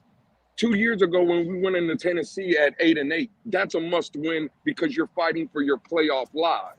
Agreed. Now at 6-2, you're not playing for your playoff lives. Everybody on this panel believes that the Miami Dolphins will be a playoff team. What you're fighting for now is contention. What you're fighting for is the number 1 seed, number 2 seed. You're fighting for seeding. So let's stop these narratives that, oh, just because we're playing Kansas City, it's a big game. No, every week moving forward is a big game, Miss Vince. And that's what I was trying to say on Great Wednesday. point. Great point, Lewis. And I can follow it up by saying Beautiful. this. I can follow it up by saying this. Tough is not the same thing as big. There's a difference between a tough game and a big game. Every single one of our games from here on out is a big game. Not all of them are as tough as each other. That's a And great. some of them are tougher than others. Oh, look. But every one of Absolutely. them is big. Absolutely. That is great insight. Just on the every game's a big game, and that this isn't. It's an important game for a measuring stick and some things like that, maybe. But every game is a big game. That is great insight. It's true, and if you take a look at it, and I think Lewis kind of laid it up perfectly. And the debate was awesome. I'm telling you, one of the funnest shows was definitely this Wednesday that we just had, and it really does come to show that right now we're in a position where we can. This is kind of a luxury, guys. That it's not for the playoff, it's for seeding. You know what I mean? Like this feels great because now it's like, yeah, we could be number one or number two, or even if we were number seven and we got to scrap it in and get inside, you know what I mean? Then yeah, that's gonna be so like it's still gonna be great because you're still gonna have a shot. Any given Sunday, listen to me. The New York Giants, 2007, were considered a mid team that had zero business and had already lost to New England that year. They had zero business in getting into the playoffs. They made it to the playoffs. They made it to the wild card. They made it to divisional. They made it to the conference. They made it to the Super Bowl. And at the end of the day, in that historic run that the Patriots were on, they forgot about little brother Manning and arguably one of the greatest catches of all time. And the Giants beat the Patriots. So it really is. You just gotta get in. You know what I mean? You get in, you're gonna be good. Shout out to Lou. Looks like he dropped off here, but even Speaking of that, like, speaking of Brady, that's pretty much it. speaking of Brady, if you want to get further into the mind of a 7-time champion, it's not even every game is a big game from here on out. Every single play is a big play. If you want to think like a 6-7-time Super Bowl champion thinks, that's what you're thinking right now. It ain't just every game is a big game. Every single play is big. Absolutely. Shout out to Zane in the back. What's up? Shout out Miss Phins. Y'all get that win Sunday. Changed the narrative. Thank you, man. Looks like you're a Falcons fan. That's cool. I'm telling you, we got fans all over the world, and we got fans all over the NFL. So thank you. Thank you for stopping by. I appreciate it. But yeah, Color, you're right. It's You know every why we play. put up 70 points on an NFL team? Because we treated every single play that day like it was the last one we were ever going to play. That's why Exactly. we put up 70 points. And if you think about it too, you can't even say that, they were just a garbage team. Really, because they just beat the Super Bowl champs. 24-9. You know what I mean? 24-9. Oh well, Kansas City didn't show up. Kansas City, they were dealing with AB. I don't give a. You play who you play. You play whoever wants to show up on game day. That's who you play, regardless of what other circumstances may be added. The Broncos won that game because they could have just laid it up all they wanted and they didn't. They took that game and made sure we're gonna go up and we're not letting Kansas City come back on us. We're not letting the refs take this game from us. So yeah, they were absolutely ready to be able to what do you call it? To have that. So yeah, that was absolutely great. Cat for life, thank you so much for coming through. Oh my gosh. And we got another super chat. Sorry, Mr. Polk. I completely didn't even I saw it and I completely didn't get a chance to say it. Shout out to Mr. Polk with a $5 donation. Thank you so much, man. Let's go, Germany, and get that win. Absolutely. Honestly, that's what it's all about. We're gonna go in there. We're gonna win that battle. The turnover battle is gonna be huge for us. We take care of that turnover battle, especially with the fact that the Chiefs right now are having some wide receiver issues with catching the ball, tipping the ball. I think this is an opportunity that our opportunistic corner ex Jalen, we could really take advantage of this. You know what I mean? We could really put our hurting on it. And it wouldn't be the first time because last time we played them, we had 3 turnovers. Patrick Mahomes was giving away the ball. We were like, oh, thank you. 2 for 1 today. Let's go. So, absolutely. But I'm telling you, this is going to be one of the funnest games. And I'm going to feel really good just knowing that my team, I wholeheartedly believe my team will show up. They will, they will be, they will show up and they will absolutely give us a great game to watch. You can still have a great game and lose. It sucks to lose, but you can still have a great game, a great showing. I expect our team to absolutely dominate and to take over this game and to take over Germany. And everybody's going to be saying, Das Dolphins! Das Dolphins! So, but yeah, guys, this is going to be a great game. But ladies and gentlemen, I'm telling you right now, the Dolphins, you're gonna see a special game. You're gonna see a special game with all that boys coming back from IR that are coming back, with everybody showing up. This is gonna be, oh my lord, this is gonna be a beautiful game. So I'll tell you this, I'm looking forward to it. I can't wait. I can't wait to see it. I can't wait till Sunday. So, guys, again, this is Miss Phins. Real quick, cooked up Joe, because I'm not gonna lie, I'm Miss Phins. I know I got here a little later, so I was gonna get y'all a little extra. But wait, has it been 3 hours? Holy smokes, it's been 3 hours, man. When you got a good show, you got a good show. But hooked up Joe, what do you got? What you got for us as far as this game, expectation, all that? What's your final thoughts, real quick? I'm still thinking 31-24 final score. And there should be a retractable roof from what I'm reading. So I think there's going to be not a big wind rain factor, and it's going to be a lot more of a of a onslaught for our offense. Regardless of what they do, I think our offense is going to show up big time.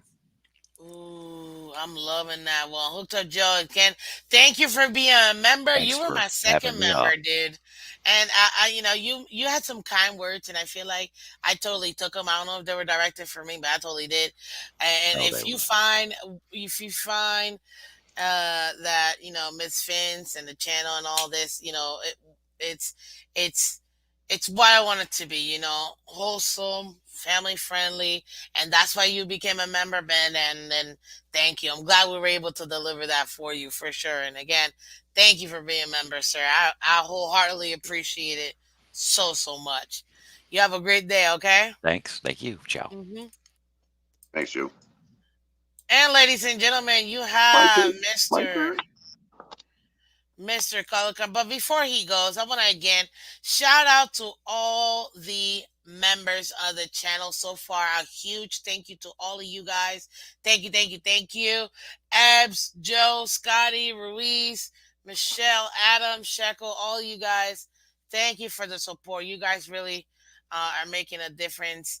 And man, I'm just blessed to have you guys here. So thank you so much, everybody. Again, this is the game preview. Appreciate all of you guys coming through. We're about to have some great, great conversations here. But Color, talk to the people. Give us your final thoughts on this game. What are you thinking, sir? Just one show correction, and then that's it.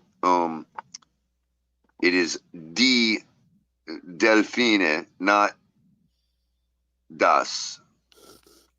Just so you're aware. Delphinus. It's D. It's like Delfina. It's like I don't know how it's pronounced. I have to listen to it after StreamYard lets go of my audio. I'll have to listen to the pronunciation, but it's spelled Delfine. That's the plural form of dolphin, which for dolphins. And if you put the in front of it, the Dolphins, it puts the article as D, not Das. Just so you're aware of that. Oh, the Delphinus. There you go. It's like Delphina is, or Delphin, but you kind of are supposed to draw out the E, like Delphin. You know, I have to, like I said, I have to listen to the pronunciation. I mean, or I'll have to ask my mom to pronounce it for me. She'll be able to tell me. What is it? Well, it's German, so it's a little bit different. If you got like Guten Tag, Guten Nacht, I'd say it's probably Delphin is probably how it's pronounced. Delphin. Delphin. Yeah. I can see how it could be that. I can see how it could be that for sure. But I don't know how much they draw out the E on that word. It could be Delphin. I think it's a short E because in French they do stress out the E, and in German they don't. So they don't, but sometimes they'll short stress it as an A sound, like like you know what I mean, like Dunka, yeah, like right, Dunka, right, Dunka, right, like Delphina, right, Delphina, yeah. Maybe like I said, I'll have to get my mom to pronounce it for me. See what she says. Love it. But give us then your final take, sir. Then there's also regionally too. It might be different in the south than it is the north. You know, in Germany. Yeah. West side. Let's go West side. No, I'm just kidding. But since the north is close, since the north is closer to the sea, I would trust their pronunciation over the southern region. You know, where there's no dolphins to be found. Well, sir, your final take. That's it. That's it. That's your final take. That's okay. It. Well, ladies and gentlemen, thank you, Color, for coming through. Much appreciated. You can catch myself and Color.com every Wednesday night on League Wide Wednesdays. If you didn't get a chance to see that show, please do me a favor and go back. Dude, it's been gaining so many views, by the way. Like, go back to it because we continued our conversation too for League Wide Wednesdays and the conversation we had from that same morning in the AFC East morning. But guys, continue to go ahead and support myself, Miss Phins, Mr. Color Commentary. You can find him on the Phins Tailgate, and also check out all their merch, all their cool stuff that they're doing. I'm telling you, that the phenomenal content over there. Every contributor is amazing, and even Color. I mean, you know, he's got his here and there that makes sense sometimes. Not just kidding. He's phenomenal too, man. He's great. So check him out, Color. Again, thank you for coming through this morning. I appreciate you, man. And I will catch. I'm sure you guys are gonna be. I'm taking a massively long nap, as much needed. Oh, which by the way, guys, I found out I was really up for like 44 hours, not 26, because I forgot I couldn't sleep the night before yesterday. So yeah, I was up 22 hours then, and then 26 here. Yeah, I was up for like 48 hours in the 2 days, or 44 hours in those 2 days. But and then last night I got no sleep. So I need to get better on my sleep. But hey, when you're on vacation, you're not supposed to sleep. You're supposed to have fun. So anyways, Color, thank you so much, sir. I'll catch you later. I'll put you in the back here. Thank you, man. Hmm. And there you have it, ladies and gentlemen. Thank you so much for welcome back to the Miss Phins Show. I am your host, Miss Phins. Much appreciated. Look, two things you can take from this game. Number one, Miami are the Dolphins, the greatest the greatest football team. And number two, we're about to I guarantee you at one point on Sunday, I'm gonna turn around to the crowd and say, "Are you not entertained?" Because that's what the Dolphins are about to give us, a phenomenal game for us to watch come Sunday morning, to get that Sunday right, baby. Well, ladies and gentlemen, thank you again for supporting Miss Phins. Shout out to all the members. Shout out to Mr. Paul for the final donation. Shout out to Sheko for $2 donation. Thank you guys for supporting. Shout out to everybody that hit that like button. Everybody on Twitter and Twitch. Thank you so much for coming through, guys. You guys make it worth it. And that's why I continue to do this. And we're gonna continue to grow together. But thank you guys so much. Again, this is Miss Phins. I am Miss Phins. Oh, my score prediction, because I got yours, but I didn't give you mine. I picked on League Wide Wednesdays that the Dolphins were gonna go 38-16 Dolphins, and I'm going to stick to that. Okay, fine. It could be way less than that. No. I'm going to give you, that was my really super homer me. I would say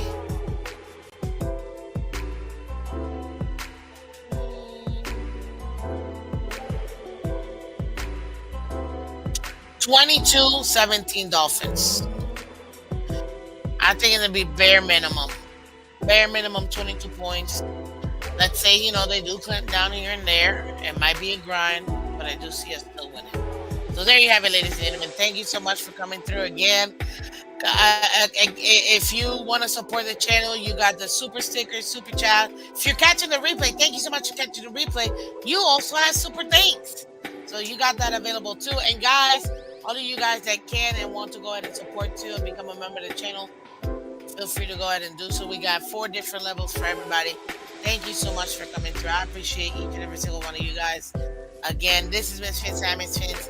Take care. Oh, Greg says 42-28 Miami. Hey, that's what I'm talking about. Take care, guys. And I love it.